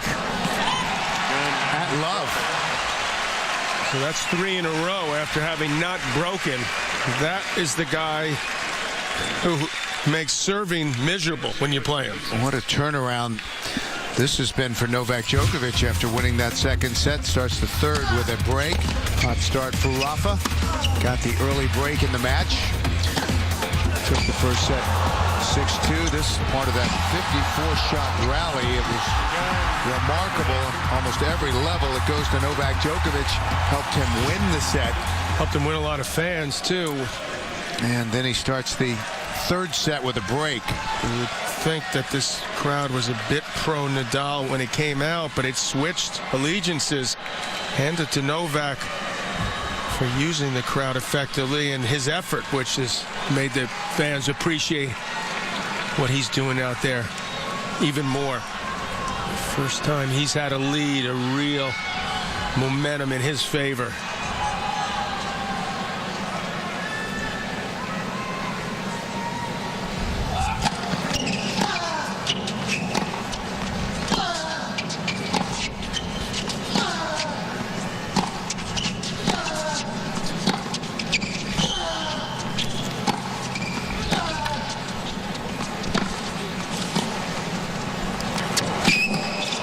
First time I've seen Nadal slightly weary.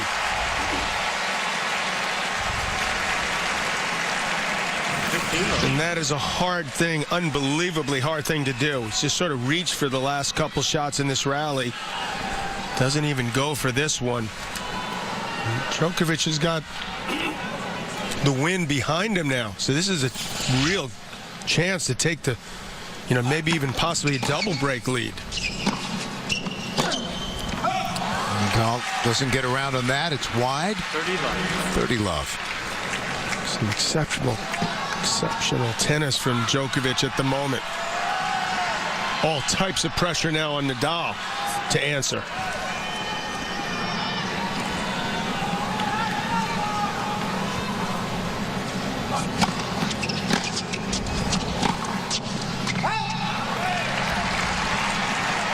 .30-15.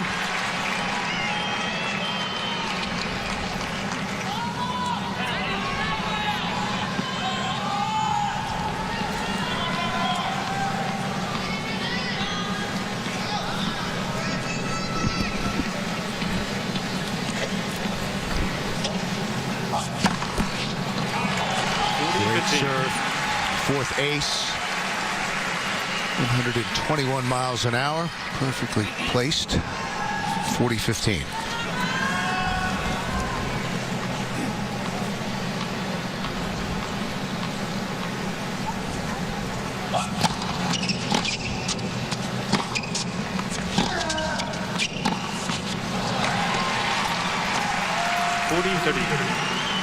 He senses this moment, obviously. He does not want to get careless here. He wants to make Nadal earn every point. Because you better believe this guy's going to try to find his way back in this match. And there's plenty of time to do it.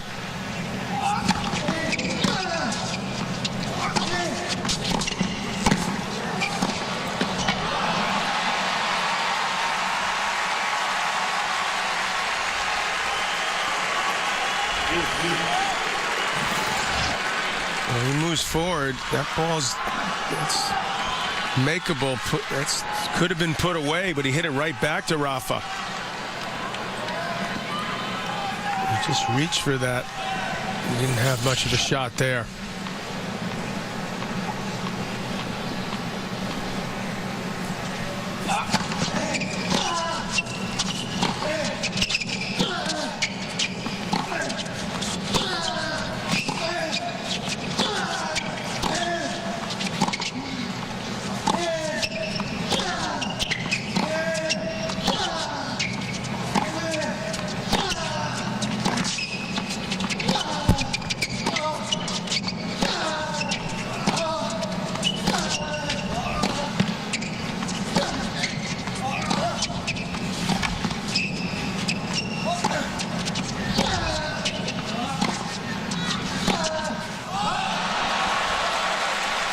Nadal's the one that ran out of gas a little bit there.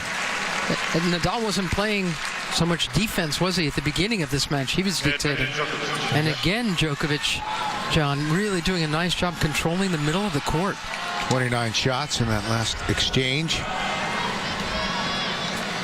Rafa trying to answer the early break here in the third set. Djokovic with a point to hold for 2-love.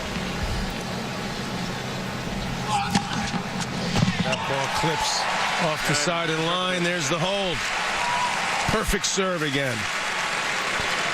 And now Djokovic with the momentum. 45 years ago today, Arthur Ashe, an amateur and a lieutenant in the U.S. Army, wins the U.S. Open to become the first African-American man to win a major singles title. He defeated Tom Ocker in that final. The first tournament of the Open era for professionals and amateurs. A groundbreaking moment, and now inside the stadium that bears his name.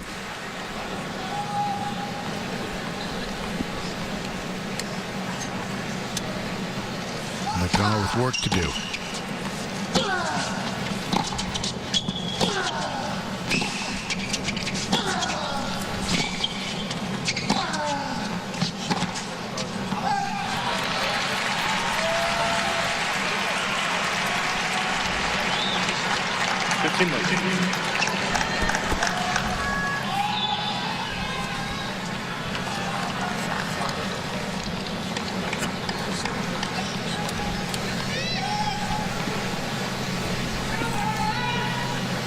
Love.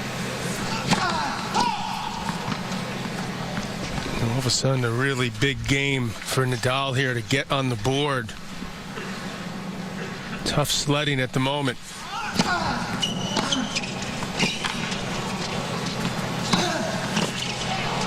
He's really getting pushed around. Points are being dictated by the #1 seed. This man. You can see why he is so exceptionally difficult to beat on any surface, but particularly this one.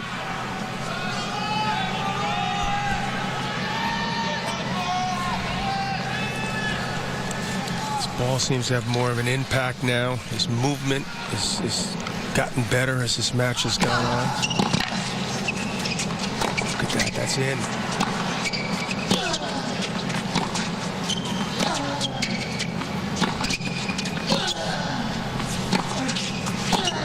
There's absolutely no way that Nadal could have hit that serve any better than he just hit it. It's the perfect serve, slicing away from Djokovic. How he got that in, he hit the line. Incredible get by him. And Nadal serving behind again. 15-30. No one's broken Nadal all summer 3 times. Djokovic trying to do it for a 4th time. There's another line. And Rafa trying to get himself fired up. Starting to help, trying to get on his side. 30 over. One of the reasons why he's undefeated on hard courts this year is because of his net play. He may start going there more often. 9 for 13 for the day.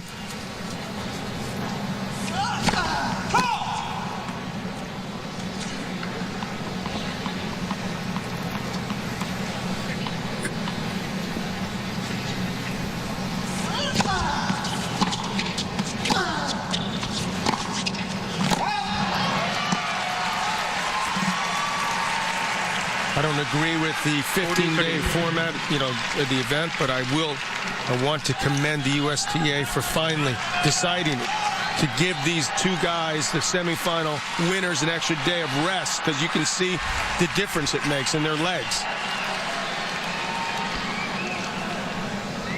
It's the first time that I can recall. I've been here 35 years.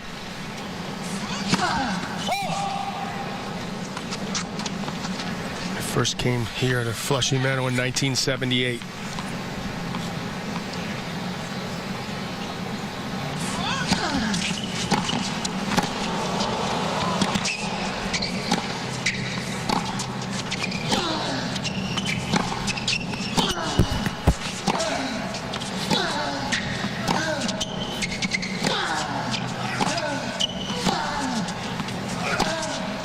This is a crazy level of tennis.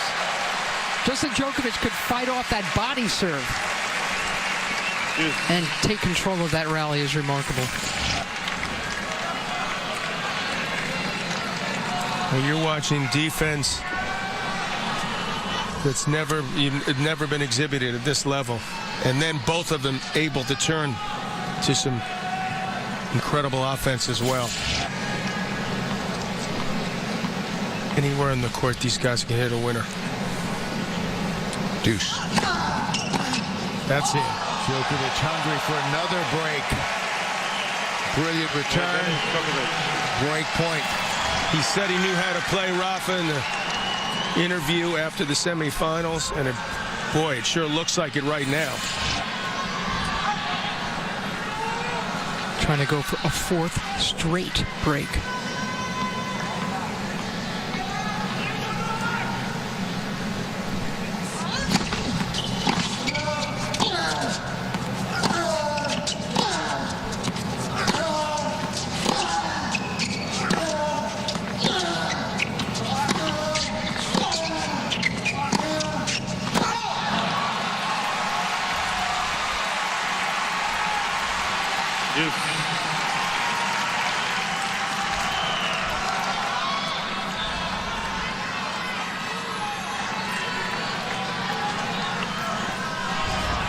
Such small margins for these two men on the court. Rafael Nadal, Novak Djokovic, second deuce.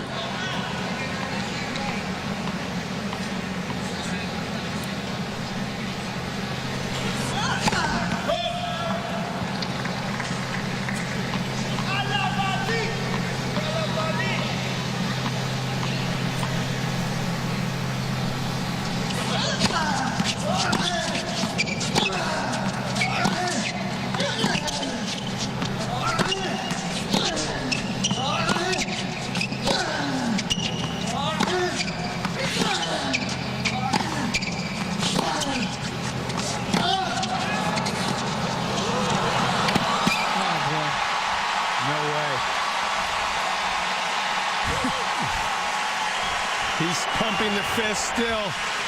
It hasn't gone well for the better part of 30, 40 minutes for Nadal. But he's always gives you 100%. How about in the last fraction of a moment where he moved his grip around? Watch this. And just feathers it over the net for the winner. Oh, man. These two both possess such great variety as well. As we hit the 2-hour mark, we're seeing every shot they've got. That's what happened in their remarkable Australian Open final that went just shy of 6 hours. They played their best ball in the 4th and 5th set.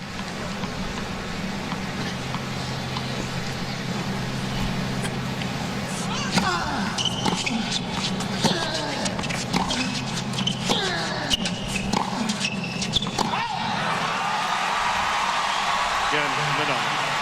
Now he had to fight hard for the hold. This is turning into a war.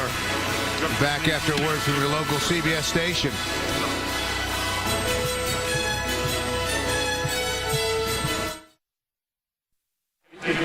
Spectacular evening here in New York for this men's championship.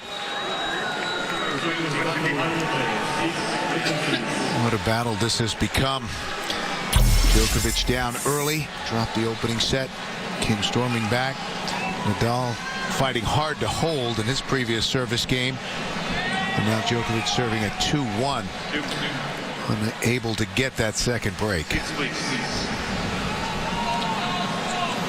Again, late arriving crowd waiting for everybody to get situated. O'Donnell and Charlie Rose among those in attendance. Beckham is here doing his best John McEnroe impression. Very funny. We often get mistaken for each other.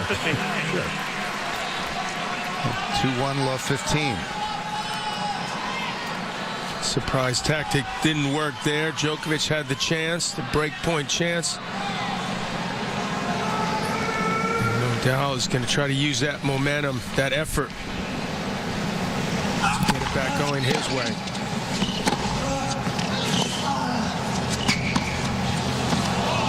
Certainly had it been a big boost for him, so Djokovic is going to have to keep his focus, intensity sky high the way he has the last 30, 40 minutes. And he's right on the baseline, isn't he? Looking to take the ball early, hit anything that comes just a little short. Well, that is absolutely what he has to do, and he's been doing it. That's why he's winning now. Another example there. And right now, Rafa doesn't seem to have an answer.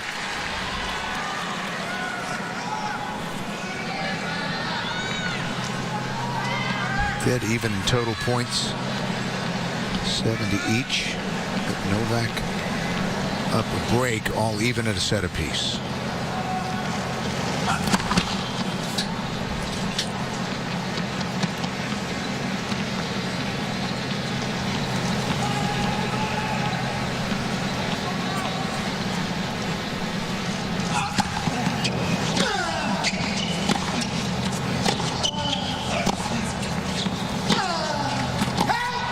Keep talking about that match in Australia, deservedly so, almost 6 hours.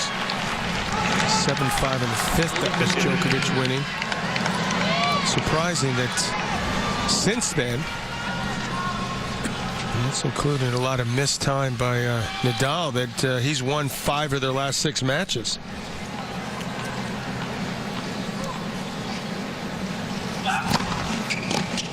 That's what the doctor ordered for Djokovic, a quick hold. So 3-1, took 5 sets, 5 hours, 53 minutes to decide the winner in Melbourne. Novak overcame a break in the fifth to come back and win it 7-5 against Rafa, the longest Grand Slam singles final in tennis history. Went well into the morning and lasted so long that during the trophy presentation, they actually had to bring out chairs. They were trying to lean up against the net and they couldn't hold themselves up. So they were sitting on folding chairs. Luckily, they bring IVs out. It was really something. And played at such a high level throughout. It was really remarkable. 1-3.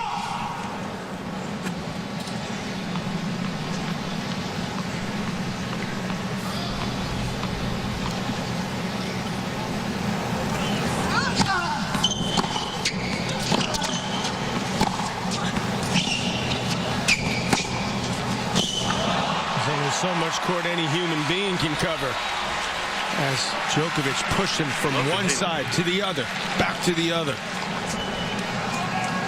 3 great balls by Novak Djokovic. He's really playing at the top of his game right now.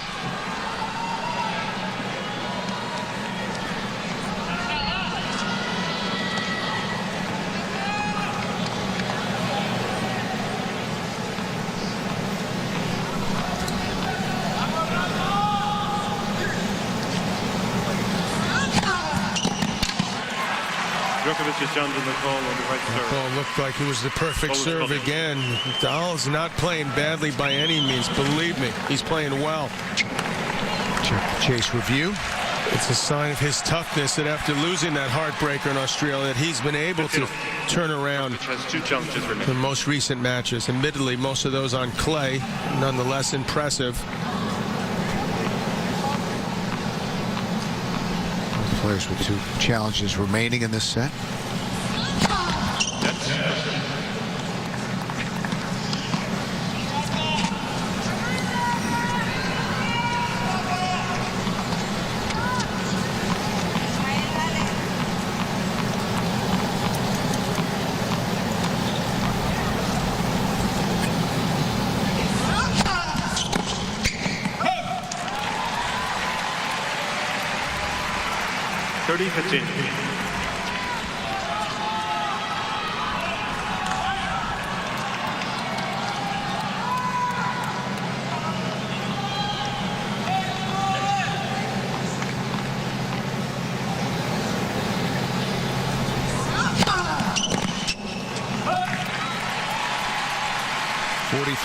Strong service game from Nadal. Use an easy hold. Yeah, exactly.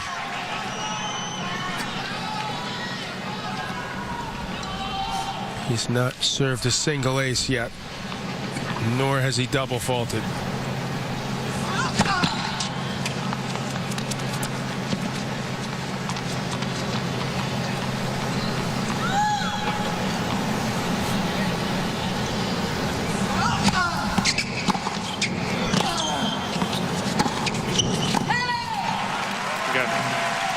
Nadal the hold.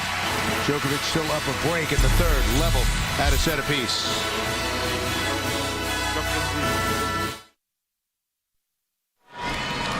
Novak Djokovic trying to protect this one-break lead here in the third set. Men's championship of the U.S. Open. 1-2. And the match that will determine the #1 ranking in my book for the year is this one. You certainly can't ask for anything more.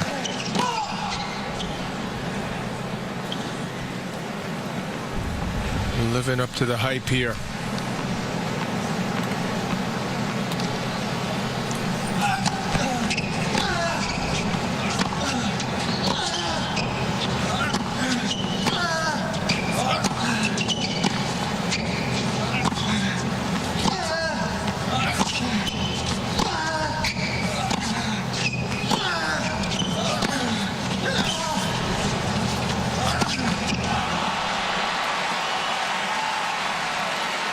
The shot he wanted.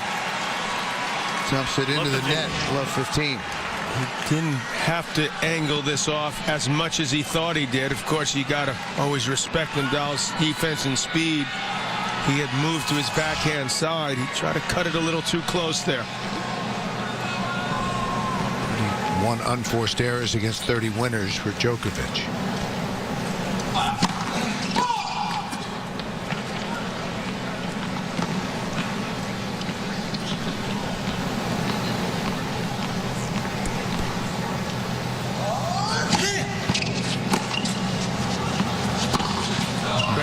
Going back, basically hitting the same shot, but hitting a little safer. 15 Well, kicking up high, Nadal was not able to do much with it. I wonder if he'll make the adjustment to try to step in a little closer off that second serve return. Take it earlier.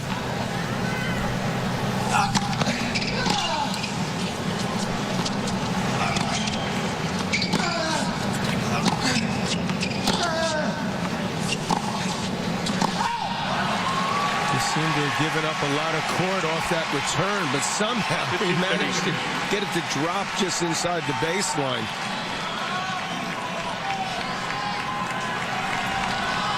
Edward Norton in the house.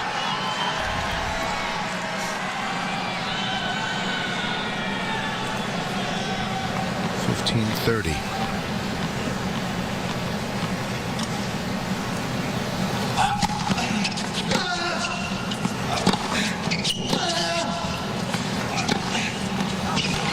Shot. Believe it or not, that's a pretty safe shot for him. He's able to go over the lower part of the net. He's sitting in his strike zone. It's below the shoulders. He's able to generate a lot of pace. 95 miles an hour on the winner. Use the core area, the legs. Control it with the wrist and the arm. Good play. 30 all.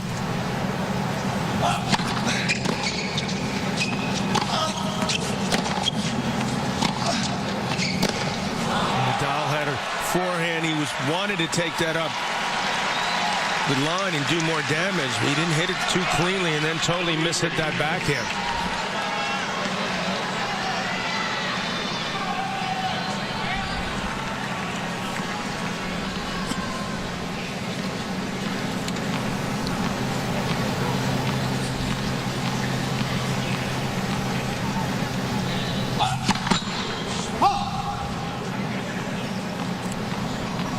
Djokovic's last serve to win that point is hardest of the match, up at 127.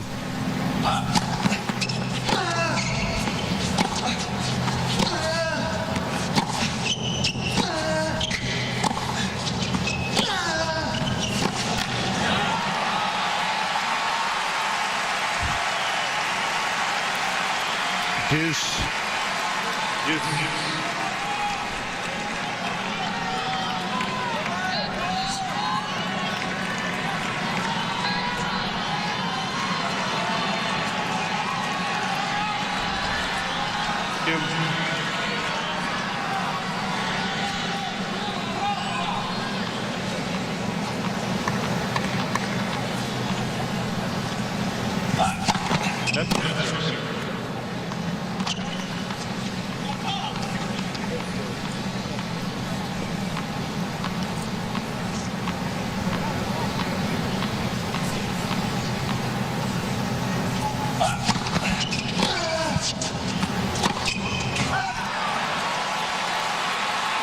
advantage Rafa will get a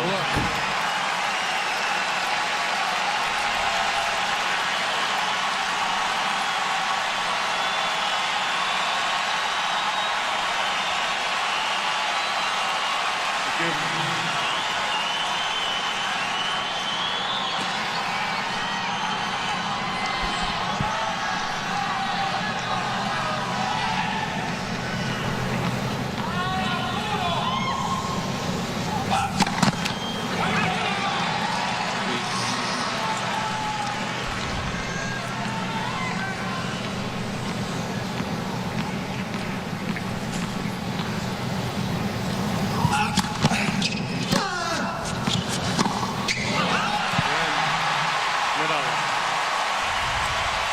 We're even at 3.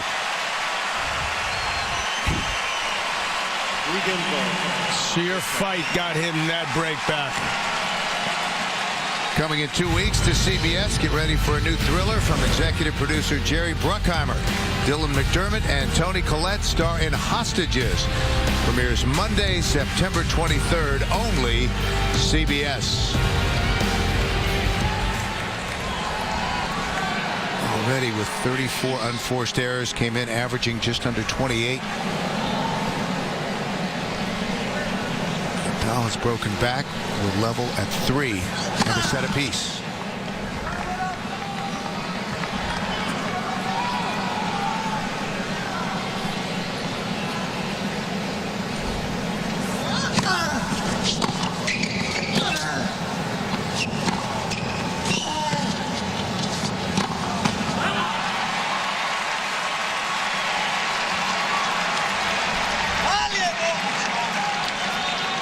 These two camps have been there before, that's for sure. This is 2-18 into a match.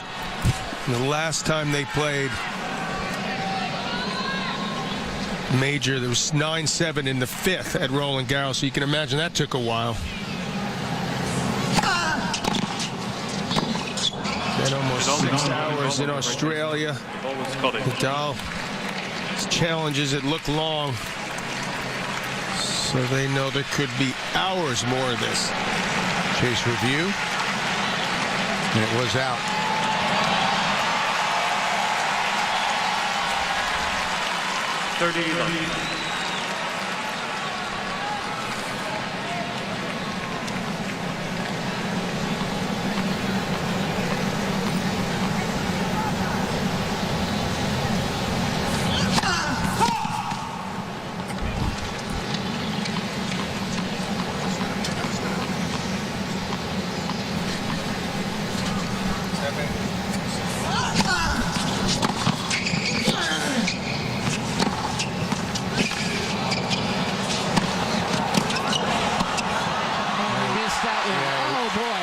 To stay in the point. When he misses wide, 40 love. He'd come in behind something good. He'd stretched Nadal so far wide. Why did he hit it right back to him there? Oh, boy.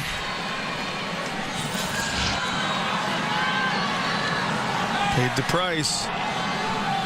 Another swing of momentum.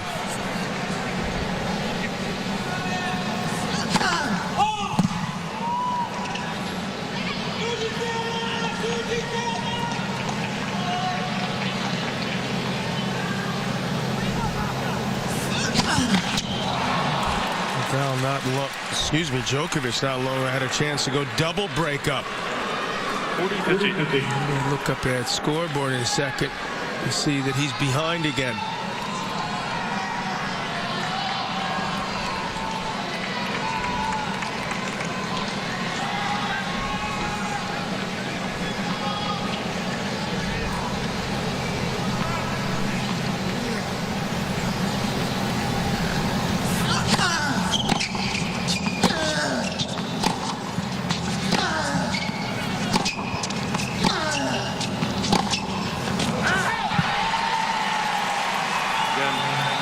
The hold on serve.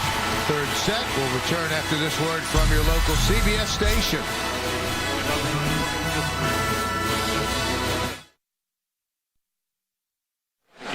We're back watch Rafa. Yeah, we know he's a little... Watch this. He won't step on the lines. There is just no way. We've seen him with the water bottles at the end, and he's got all these ticks and things, but there is no way he steps on the lines. You win that much, you keep these I guess so. going. I guess It's crazy. Fine.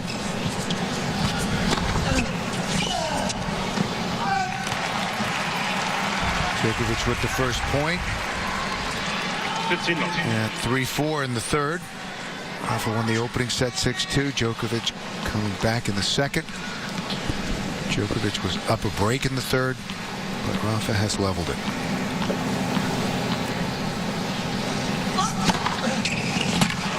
Beautiful serve. 118 miles an hour, perfectly placed, his sixth ace. Well, the good news is he's not down a break. He's just, so keep my composure. Yeah, it was a bad streak. Yes, I should be up in this set, but yes, I can still win it.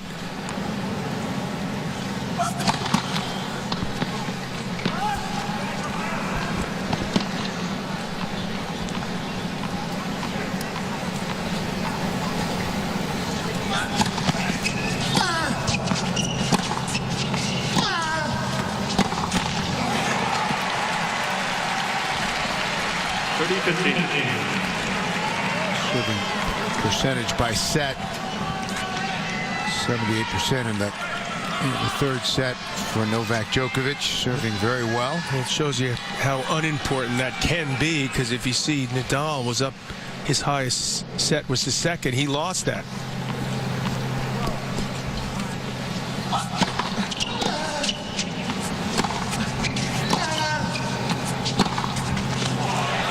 Better court advantage from Djokovic for so much of this last hour of the match. 40-15. He's got Nadal reacting instead of creating.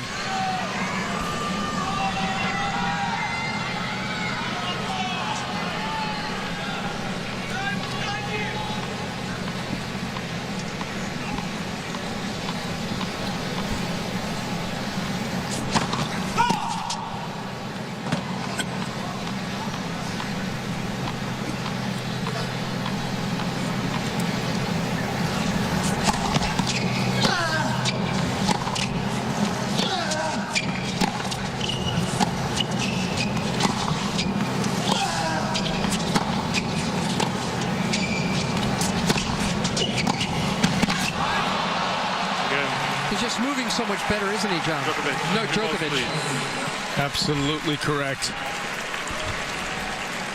So for all Sunday, the Battle of the Mannings headlines an NFL on CBS doubleheader. In early action, the Eagles host the Chargers, plus other regional action. It all begins with James Brown and Company on the NFL Today, presented by Southwest Airlines.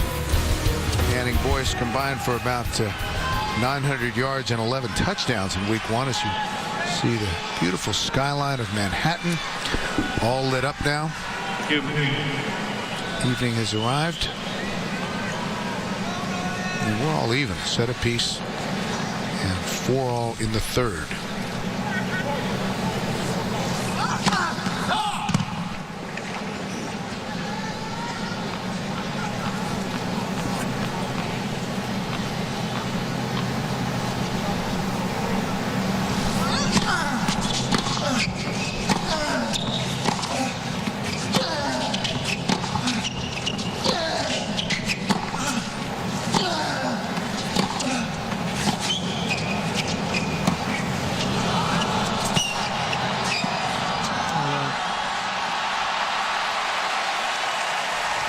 Incredible touch and composure by Djokovic there.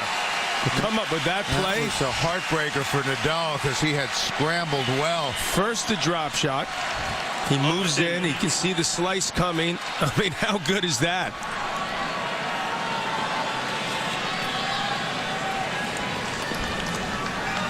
I mean, he did not expect that to come and land over his head just inside the baseline. What a first point. 15 winners in this set, only 2 for Rafa of 15.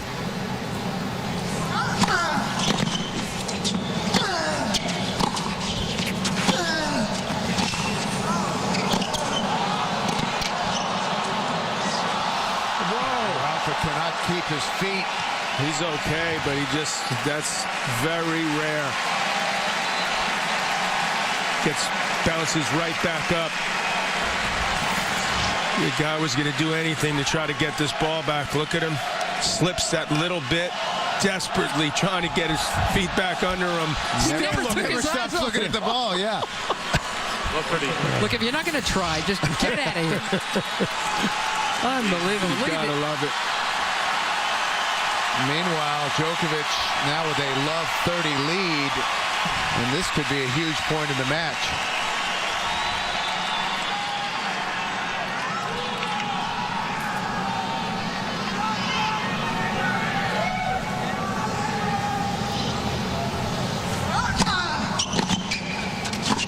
That looked like it caught the line. There's the return in we're talking about with this guy. I mean, that is, imagine you hit a serve, you get yourself ready, you look down on the court, look where that ball bounces. Consistently can do that. Chase review shows that it was good, so triple break point now for Djokovic.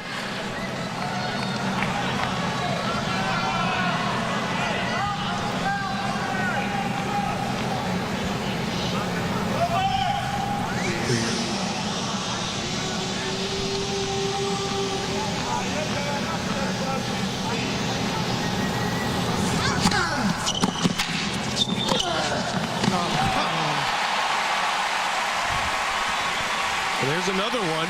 And this time you got to be ready for it. You have no choice.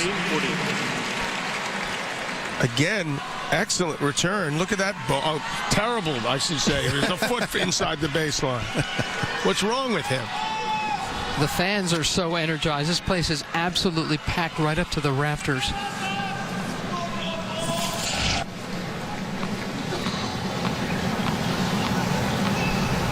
Still break point. Close. That was a huge serve. He will challenge that. The chase review. The ball was called out. He got his racket on it. Let's see if it's in, first of all, because if it was, they should give him the point. Chase review shows that it was out. Just out. Vicious spin. His percentage has dropped because he's got to go for more against Djokovic.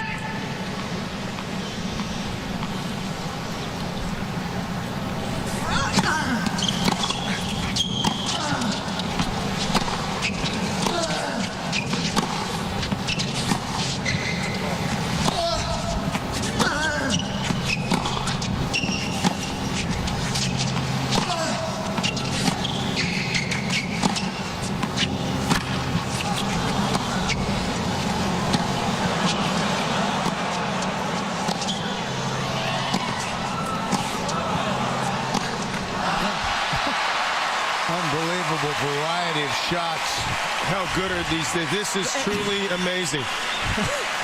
By the way, I love what Jerry Seinfeld says about the fans. He says, why are the umpires always telling them to be quiet? Don't the players know they're there? These fans are going crazy, and it's these long rallies that are inspiring the most applause. Take a look at that. 11, 15 to 20 shot rallies and beyond. Still a break point, meanwhile.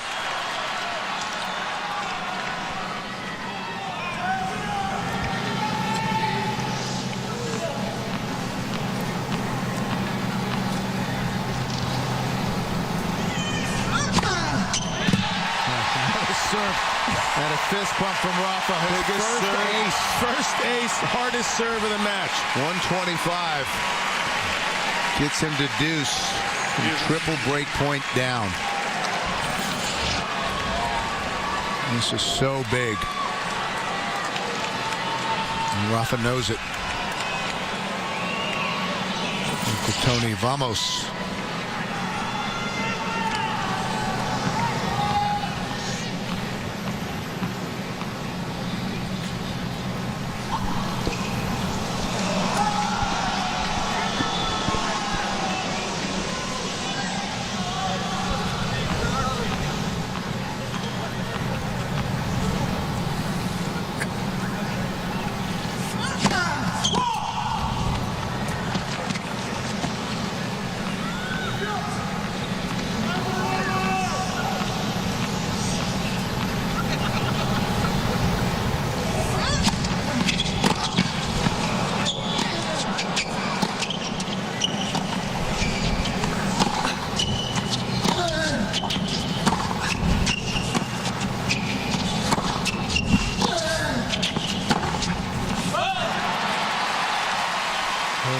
Djokovic can believe that this game is still going on, that he hasn't gotten this break. 4 straight points for Nadal. Hand it to this guy. I don't know if anyone else he could still be in this game. Somehow he might win this.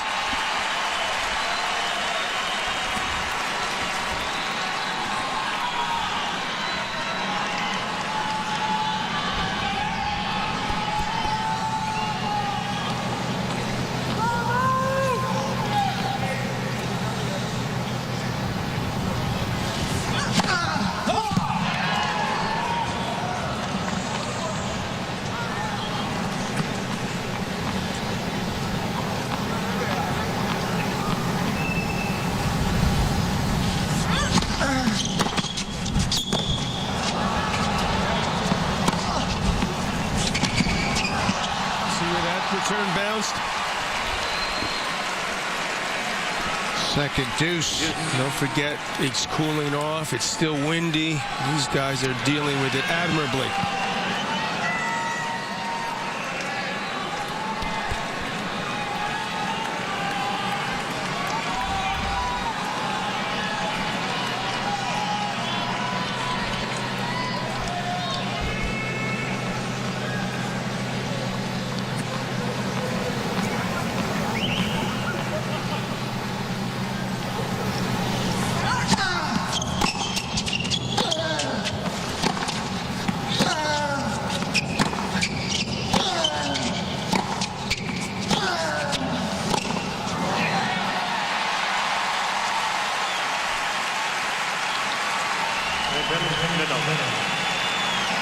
Such a crucial game.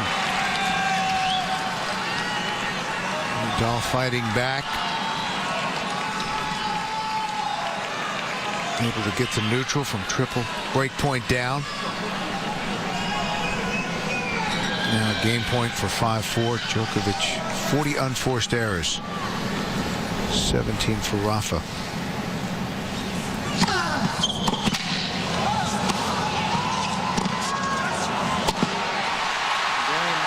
What a comeback. What a hole for Nadal. 9.5-minute game. 5-4 third set. Men's championship at the Open.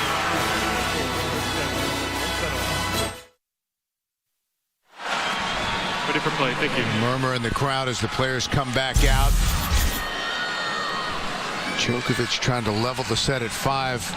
Rafa trying to break and take a 2-1 lead.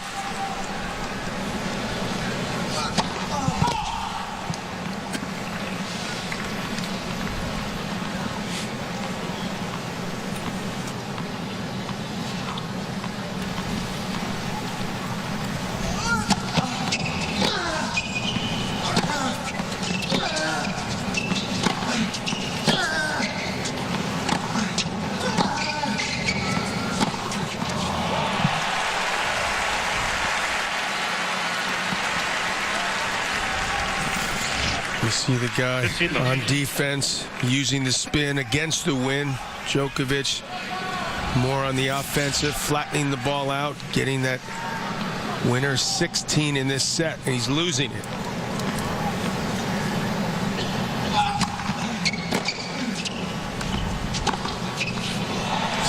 He had the break, had a chance for a double break. Lost the serve. Love 40 somehow. Nadal got out of that. I still don't know how.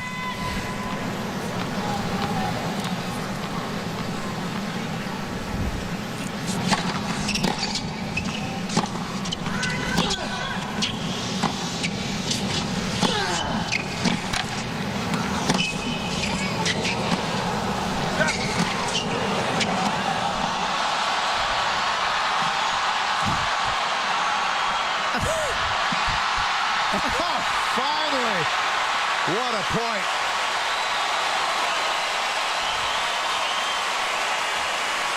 Unbelievable. The best tennis match of this season was played by these two at the French Open.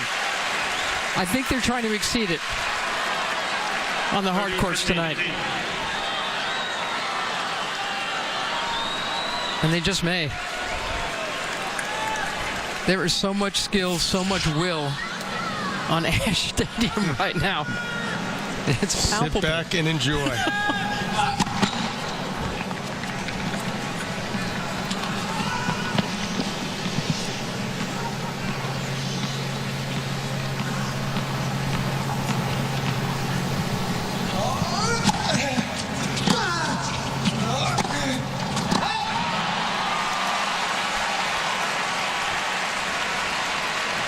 All. 30 all.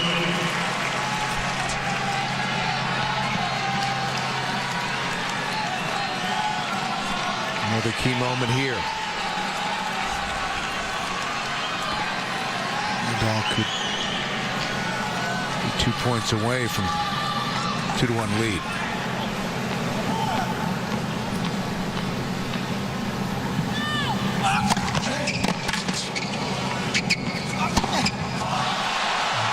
Oh boy. 30 love. It looked like he kept his composure, and unbelievably, again, it's set point now for Nadal. He didn't think the serve was coming back.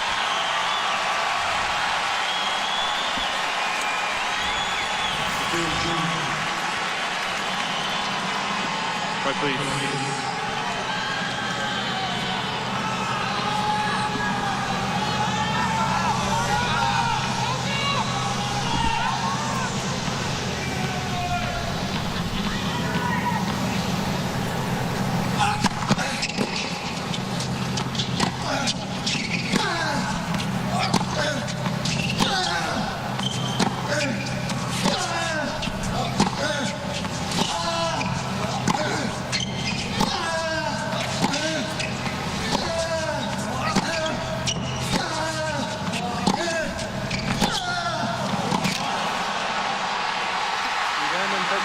Nadal.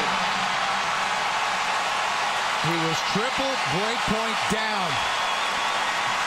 Nadal fights back to take the set 6-4 and now has a 2-1 lead. And he knows he is 1 set away from the men's championship at the U.S. Open.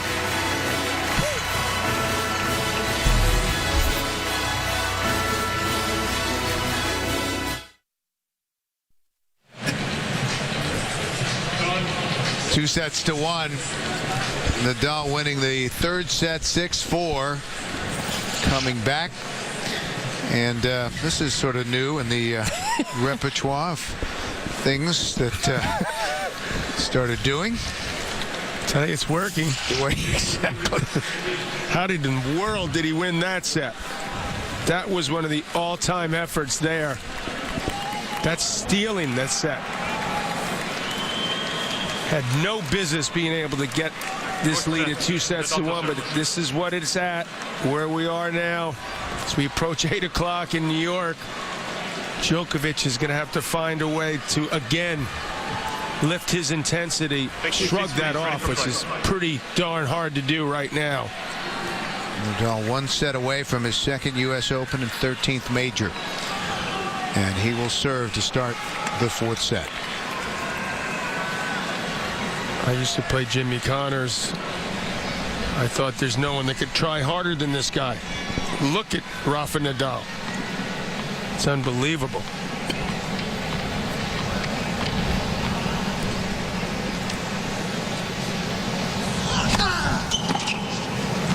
That is in. Match numbers after the 3rd set. The thing is Djokovic for most of that set was controlling it. He had a chance for the double break. He had a chance at 4-all. Love 40. Even that last game, 30 love.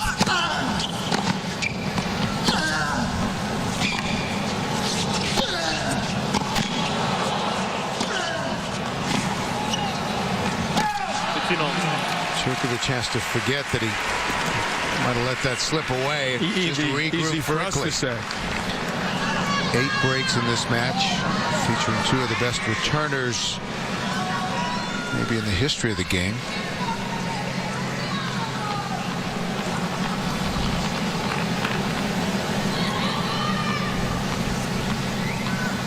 15 all.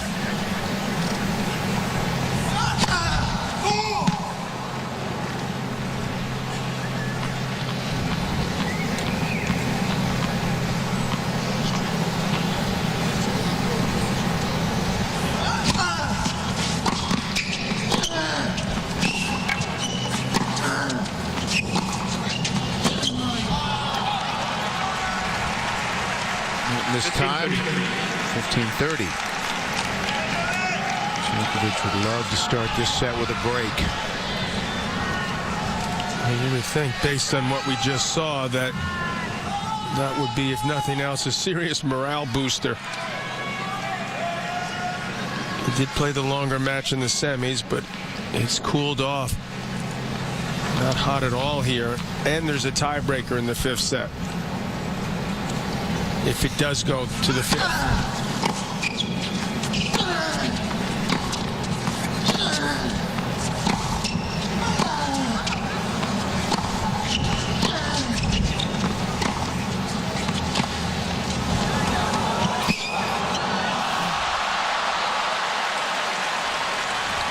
You don't want to get too cute with the ball that you could rip and hit hard. This is not the great drop shot, especially this. Djokovic, plenty of time to really just take it up the line for the winner. Tough in the wind to pull that shot off.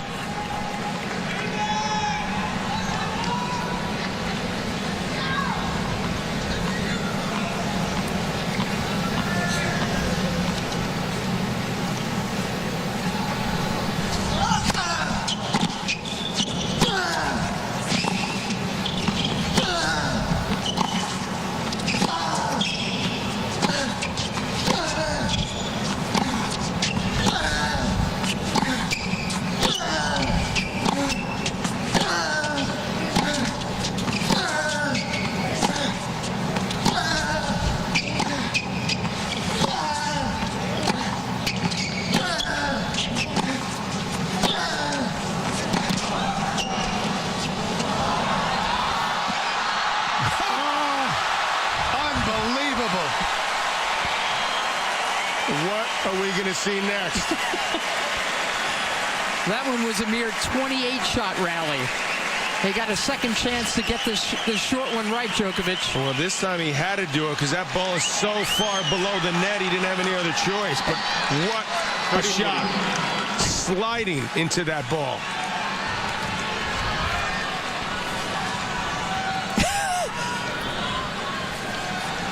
Sophia can't believe it.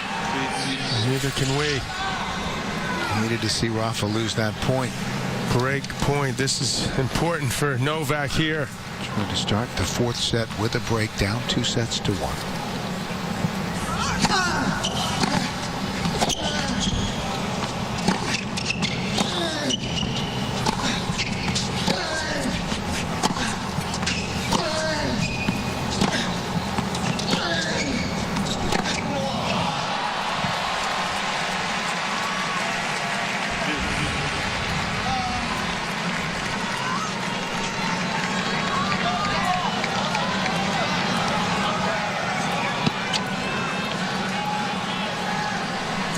Djokovic for the match, 3 of 10 on break points. Rafa 5 of 8. Deuce.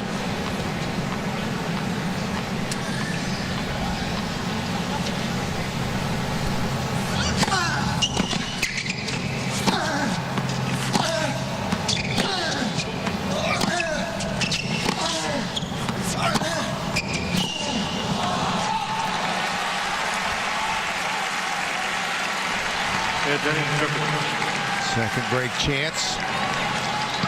Nadal has had to work really hard to hold serve. Over 5 minutes a game, 3.5 a game for Djokovic, and yet it is Nadal with a 2-1 lead.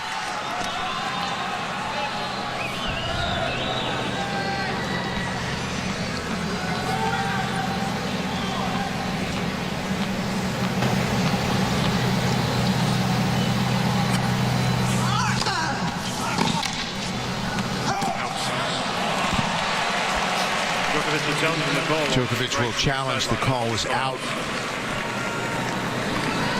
chase review once again. If nothing else, it's going to give him a little breather. He's breathing pretty hard right now. Knows how important this early stage of the fourth set is.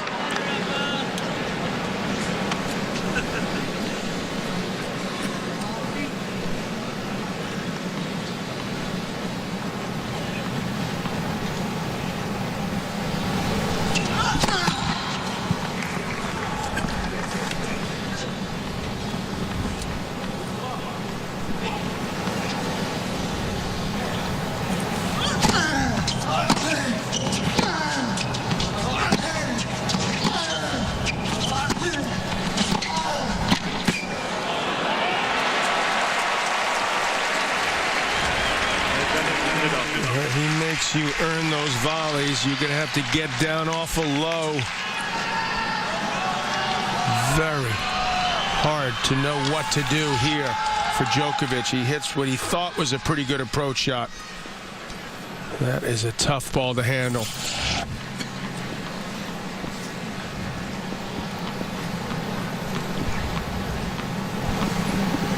The type of shot you're going to have to make if you want to beat this guy.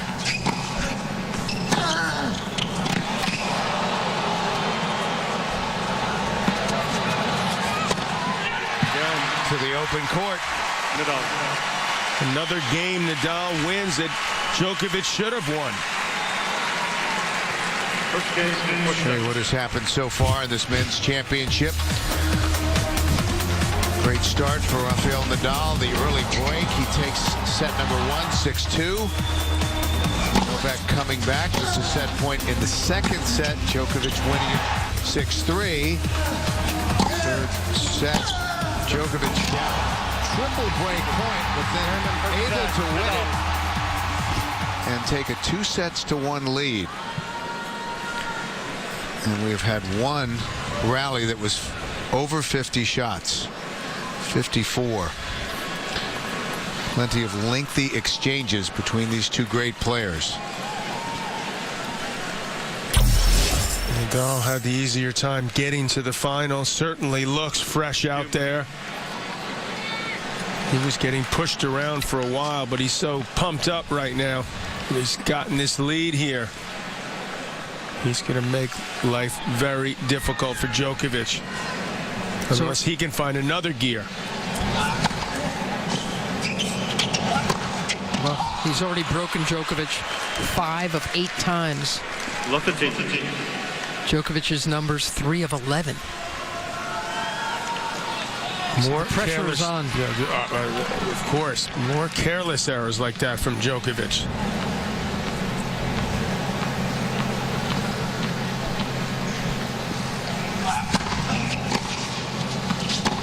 There's another one. Weary, huh? Mentally, that is more than physically to me.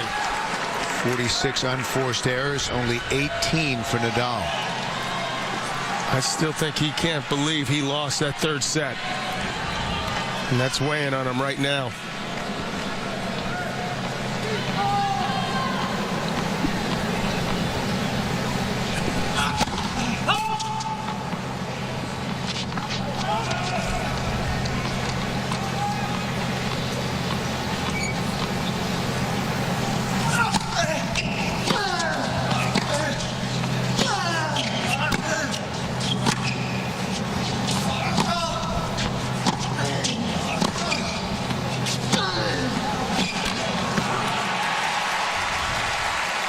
Nadal is not afraid to move forward. He's an excellent net player. He hit an explosive approach shot there. Now it's Djokovic, John.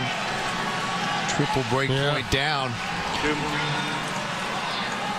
Rafa responded to a similar situation in the previous set. Let's see how Novak handles this.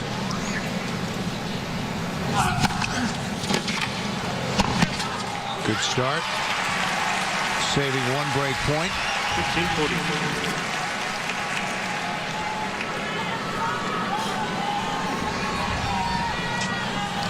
Vida, Novak's a longtime coach.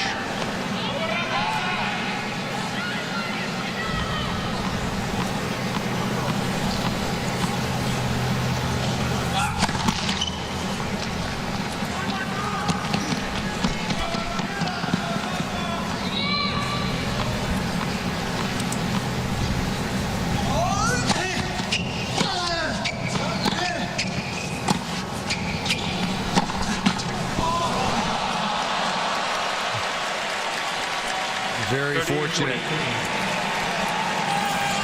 You got that right. Could use a little luck right about now. He got it there.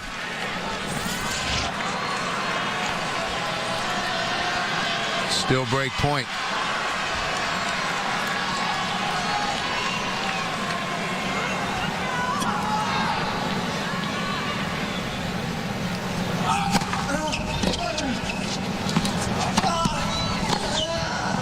Great anticipation from Rafa, and he earns the break now early in the fourth set, up 2-1. Well, that was a phenomenal shot. Djokovic really went after this shot. Nadal moved, guessed right, and saw the opening, but to execute that, that's another story. Incredible effort.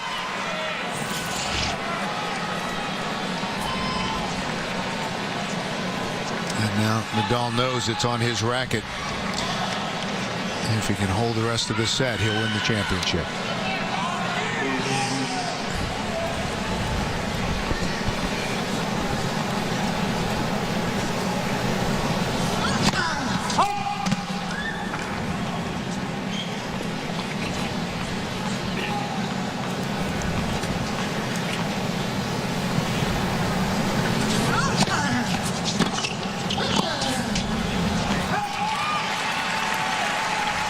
Will continue.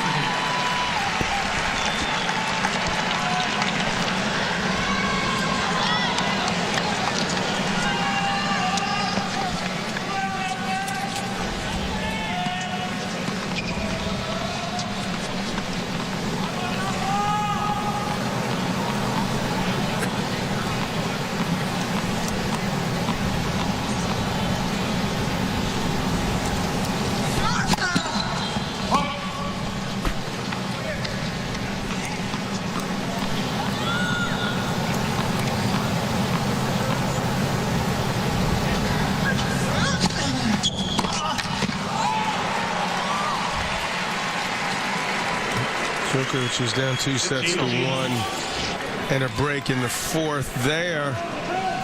Turn that one around.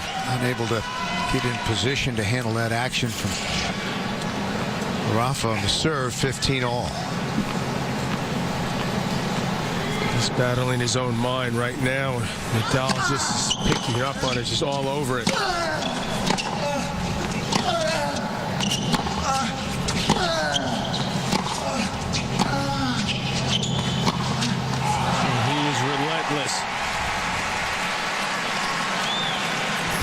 When he senses vulnerability. The last time these two played, a great hard court match was in that Australian Open final we keep talking about. It was almost twice as long as what we've already seen tonight. And the level of tennis was remarkable. Actually, Rafa Nadal has been one half of probably the three greatest matches I've ever seen. The Wimbledon final against Federer in 2008. That Australian Open loss to Djokovic. This year's French win over Djokovic.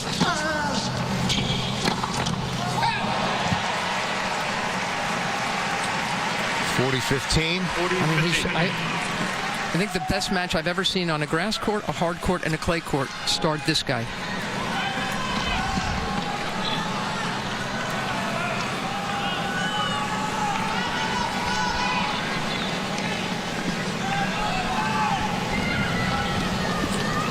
Djokovic is really reeling right now.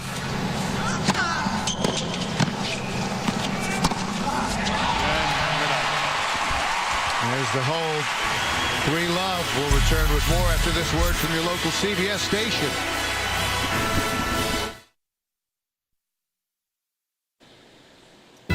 Coverage of the U.S. Open on CBS Sports is sponsored by Cadillac, Prudential, Heineken,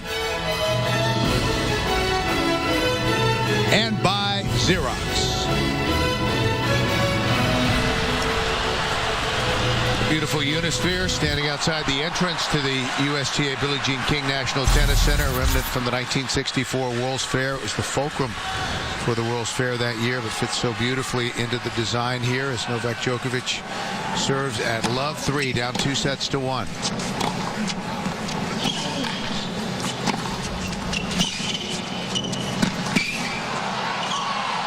That ball looked wide, number one, but Nadal hit it for a winner anyway.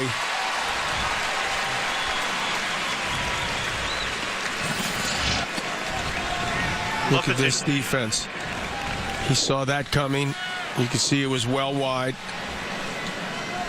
Djokovic barely sat on the changeover. He has got some very negative energy out there right now.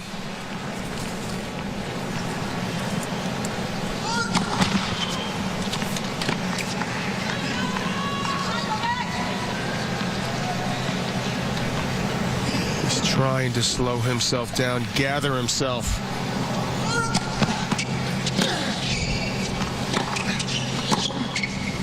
Really must win this game.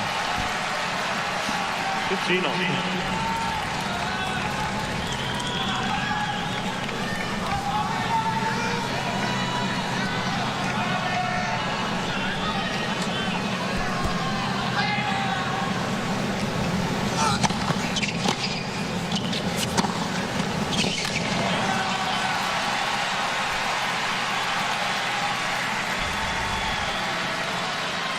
All-time Grand Slam titles. The men's side, Roger with 17, Pete with 14, and Rafa inching his way up the list.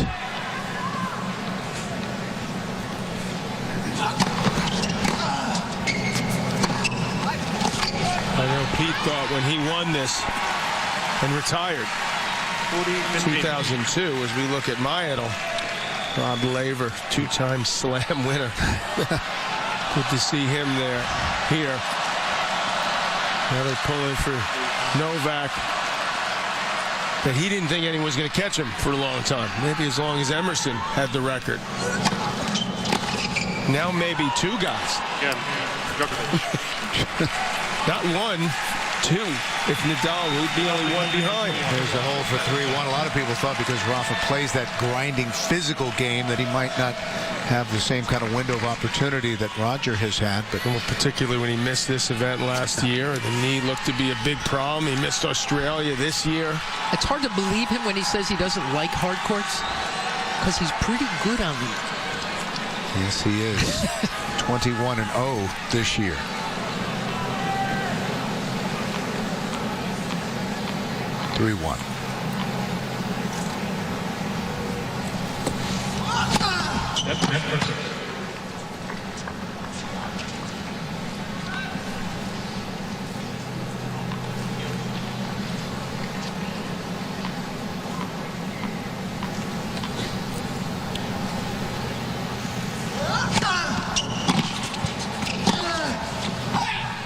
This is the side that should be easier for Djokovic to break. A little wind-aided return there. Looks like he may have gathered himself in the nick of time. The crowd wants to see a fifth set.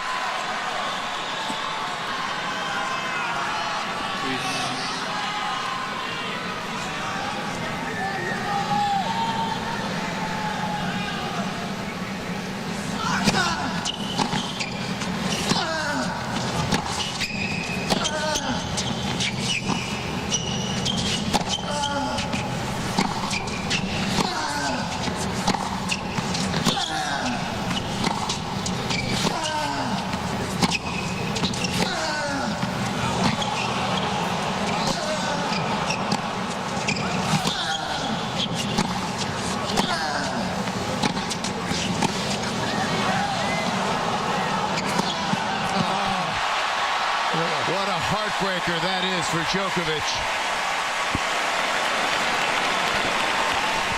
Tennis has never been played like this.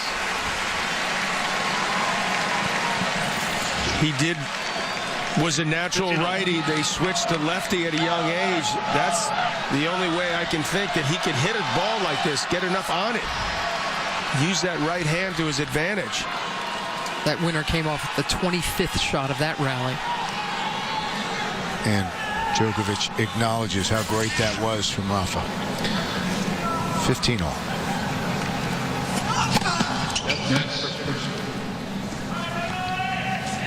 It doesn't even look like he's breathing hard, Nadal.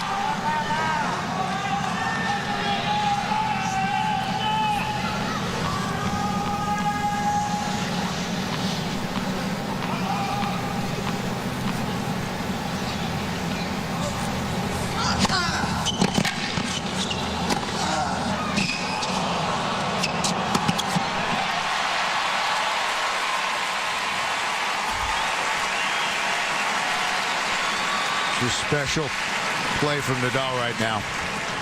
30-15. Again, Novak with no answer to that.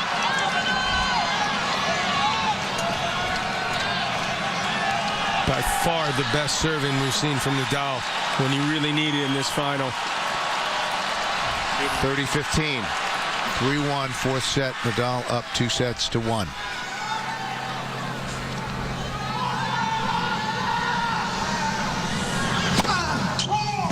Just barely wide, although Nadal, no, he won't challenge. He will challenge. Nadal comes in the call on the left center service line. The ball was called out.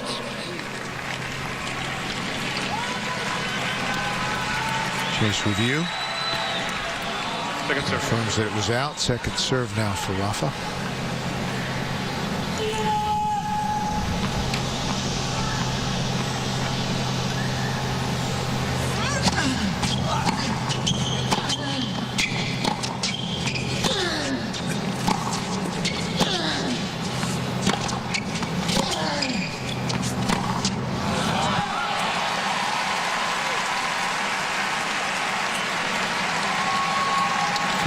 That may have skidded off the line, and that's why it was, nope, just short.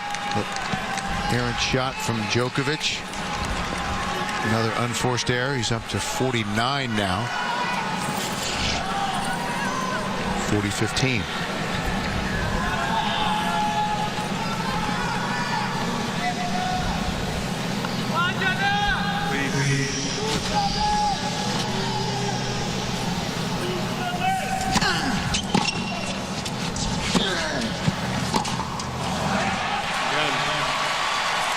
Nadal in control now.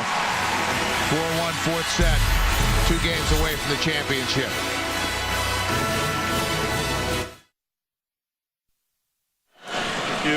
Men's championship of the U.S. Open here on CBS. Novak Djokovic with a mountain to climb.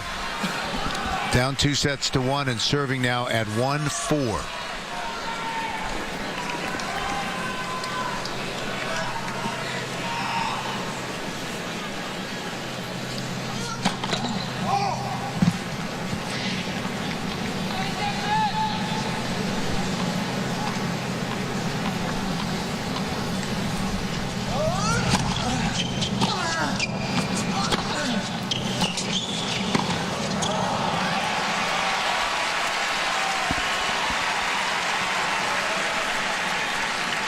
Another game he has to win.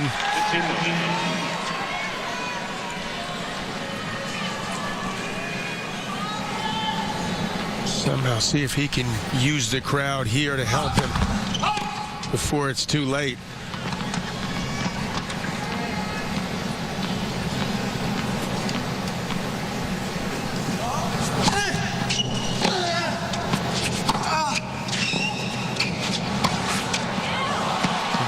Won their respect, and deservedly so. This guy has battled hard, had some incredible moments, really pulled himself together after playing a lackluster first set. Got the second, was leading the third. Every indication is he'd pull that set out. Gotta hope that Nadal's level drops, that he tightens up trying to finish this. #1 player in the world, #1 seed off, and he himself will soon be the #1. And he'll have 2 slams, and it's going to be Rafa Nadal on the top of our sport.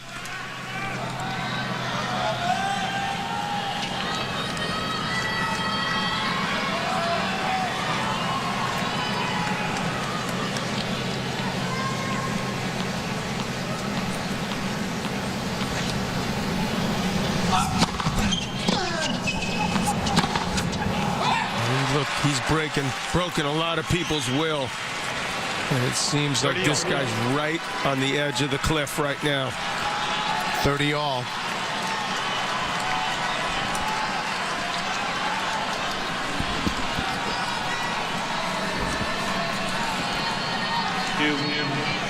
Must hold here, or Nadal can serve for the championship.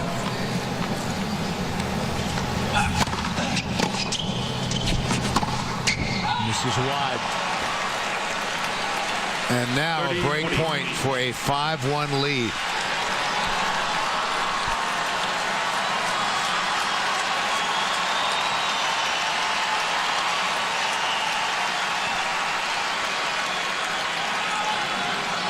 And everyone knows how big this is.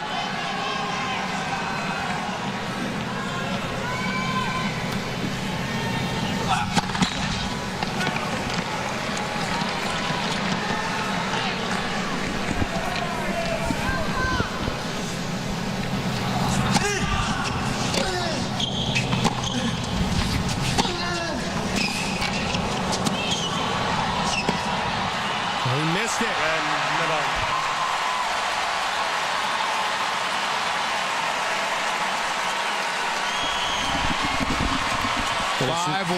It's a shame that with the exceedingly high level that we watched for a good portion of this match, that Novak is letting it all go away rather meekly at the moment. Yeah, it was incredibly tough to overcome that third set. And it really stung when he wasn't able to get that early break the first time Rafa served. And this guy's like a freight train. Nadal now looking to win this for the second time, serve it out.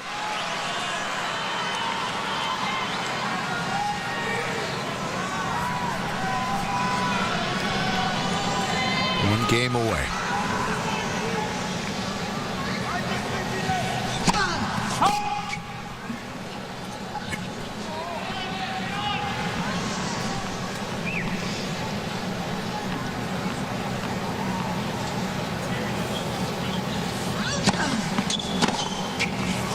Came into this event, Bill, this is a first, where every single seeded player in the draw had a losing record against him. He's got a 21-10 career head-to-head edge over Roger Federer. We know about this man, 21-15 coming in, edge to Nadal. Even more dominant against the other players.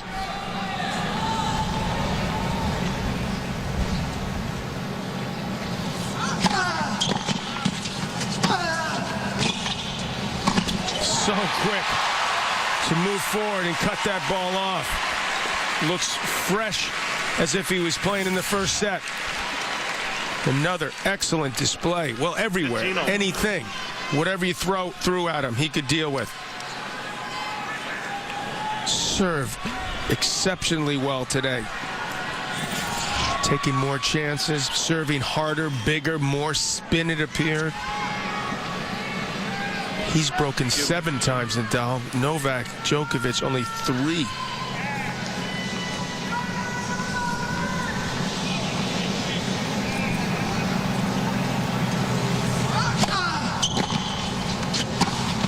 has an Olympic gold that Roger Federer does not have. He has 3 Davis Cup titles that Roger has none. He appears to be at will be slam number 13. 1 behind Pete Sampras. How in the world could anyone beat him on clay, you would think? All right. Well, the way he's playing right now, pretty much any surface.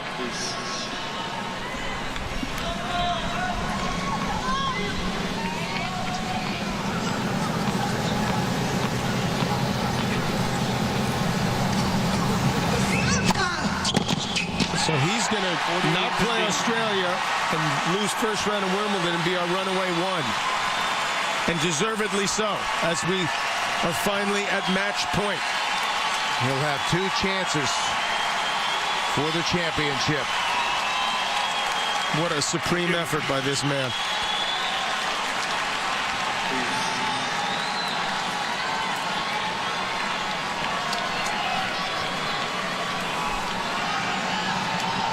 Thank you.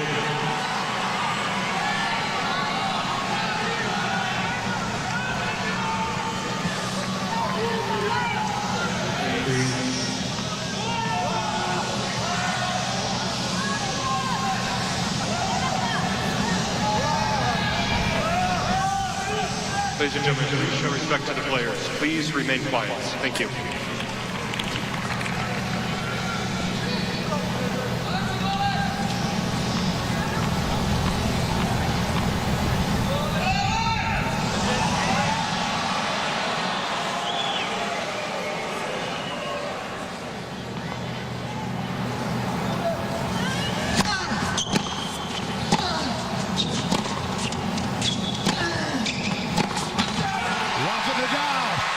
has won the U.S. Open for a second time.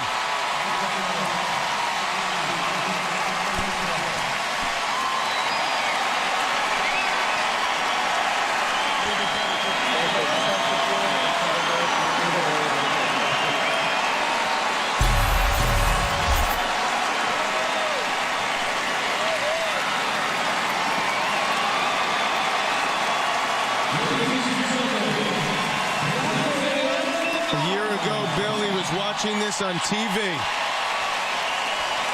with questions as to whether or not he'd ever really be able to come back and be the same player. He's better than he was. He might well be.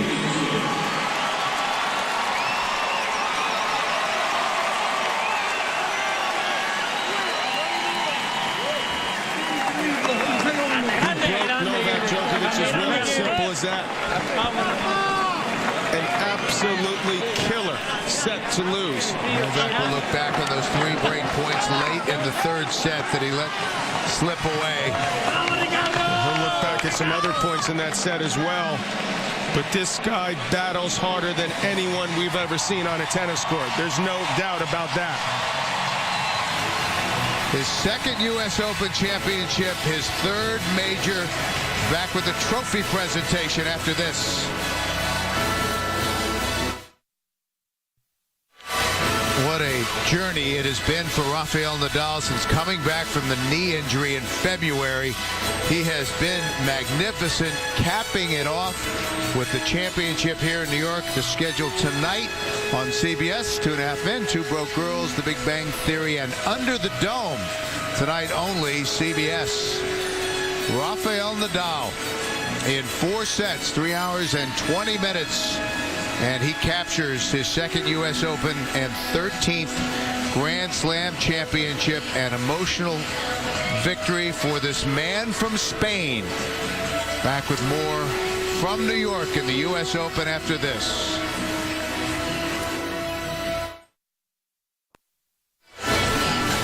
Rafael Nadal, brilliant tonight in New York as he wins the men's championship of the U.S. Open for a 2nd time. We are ready for our trophy presentation, so let's go down to Mary Carrillo. Ladies and gentlemen, Rafael Nadal and Novak Djokovic play a brand of tennis none of us has ever seen before. How about another hand for both of them?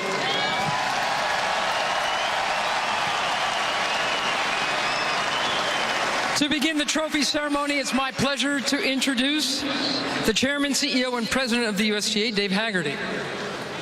Well, thank you, Mary. This match and the last 2 weeks have really helped redefine spectacular here at the U.S. Open. I'd like to congratulate Rafa and Novak on spectacular tennis. It was great to watch. This is helping grow tennis around the world. Thank you for all that you do. Most importantly, I'd like to thank the fans. The electricity and the atmosphere that you bring, we couldn't do without you. So thank you very, very much. One last thing. For the 6th year, we have over 700,000 fans in attendance. Thank you very much. All right. Thank you, Dave. Let's hear it for our finalists, Mr. Novak Djokovic.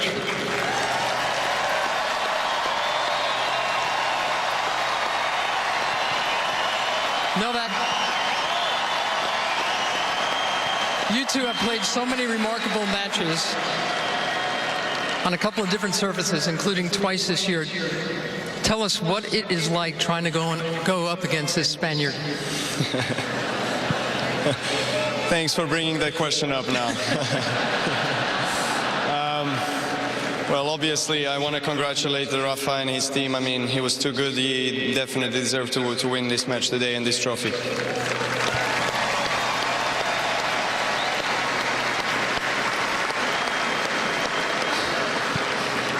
You know, obviously disappointing to lose a match like this, but again, it was a huge privilege and honor to be fighting for this trophy, one of the most valuable and most important trophies in our sport, and I'll be definitely coming back next year, and thank you all guys for supporting. Thank you. Now on behalf of the USGA, Dave Haggerty will be presenting you with your runner-up trophy.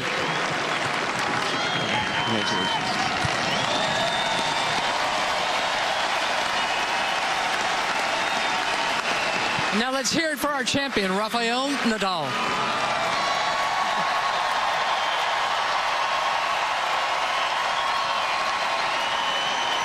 Rafael, a lot of us noticed that you weren't even here last year because you were out with a bad knee. How's it feeling tonight? Well, first thing, very, very emotional. Probably only my team knows how much means the match of today for me. Playing against Novak always is a very special feeling. Probably nobody brings my game to that limit like Novak did. So congratulations, Novak, for you are an amazing player, and you are having an amazing career, and I'm sure that he will finish his career being one of the best of the history of this sport. So just congratulate and the best of luck for him and his team for the rest of the year and next years. And you already are. Rafael Nadal. First to hand you a prize money check for $2.6 million is Stephen Cannon, President and CEO of Mercedes-Benz USA. Congratulations. Nice job. And Rafa, in addition to winning the U.S. Open today, you also finished first in the Emirates Airline U.S. Open Series Bonus Challenge this summer.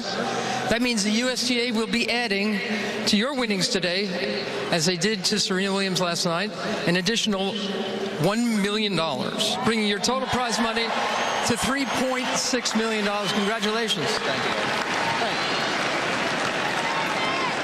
And now on behalf of the USGA, Dave Haggerty will hand you the trophy you've been fighting for.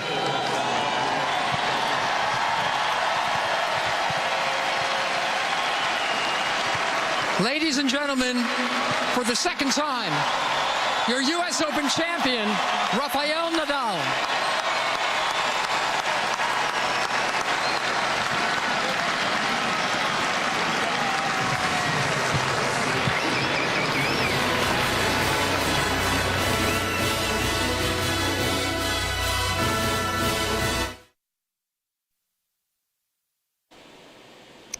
Coverage of the U.S. Open on CBS Sports is sponsored by American Express, Esurance,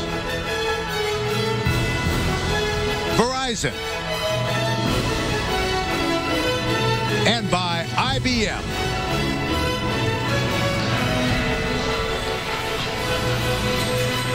Back in New York. Beautiful evening, and the lineup tonight on CBS, 2.5 Men, 2 Broke Girls, The Big Bang Theory, and Under the Dome. It's all tonight, only CBS. Rafa Nadal acknowledging that no one pushes him like Novak Djokovic. He broke Novak 7 times in this championship match. And Rafa adds another cherished jewel to his Grand Slam crown. We'll be back with some final thoughts after this. Tonight on CBS, it's a night of comedy, beginning with How I Met Your Mother, 2.5 Men, 2 Broke Girls, and The Big Bang Theory. That's followed by a new episode of Under the Dome. It's all ahead tonight here on CBS. Well, disappointing result for Novak Djokovic, who had his moments and his chances, but the U.S. Open for 2013, the men's title belongs to Rafael Nadal. In 4 sets, Rafa is the king of New York for a second time. For our entire CBS Sports team, I'm Bill McAtee. Thanks for watching our coverage of the 2013 U.S. Open on CBS. Good night from New York.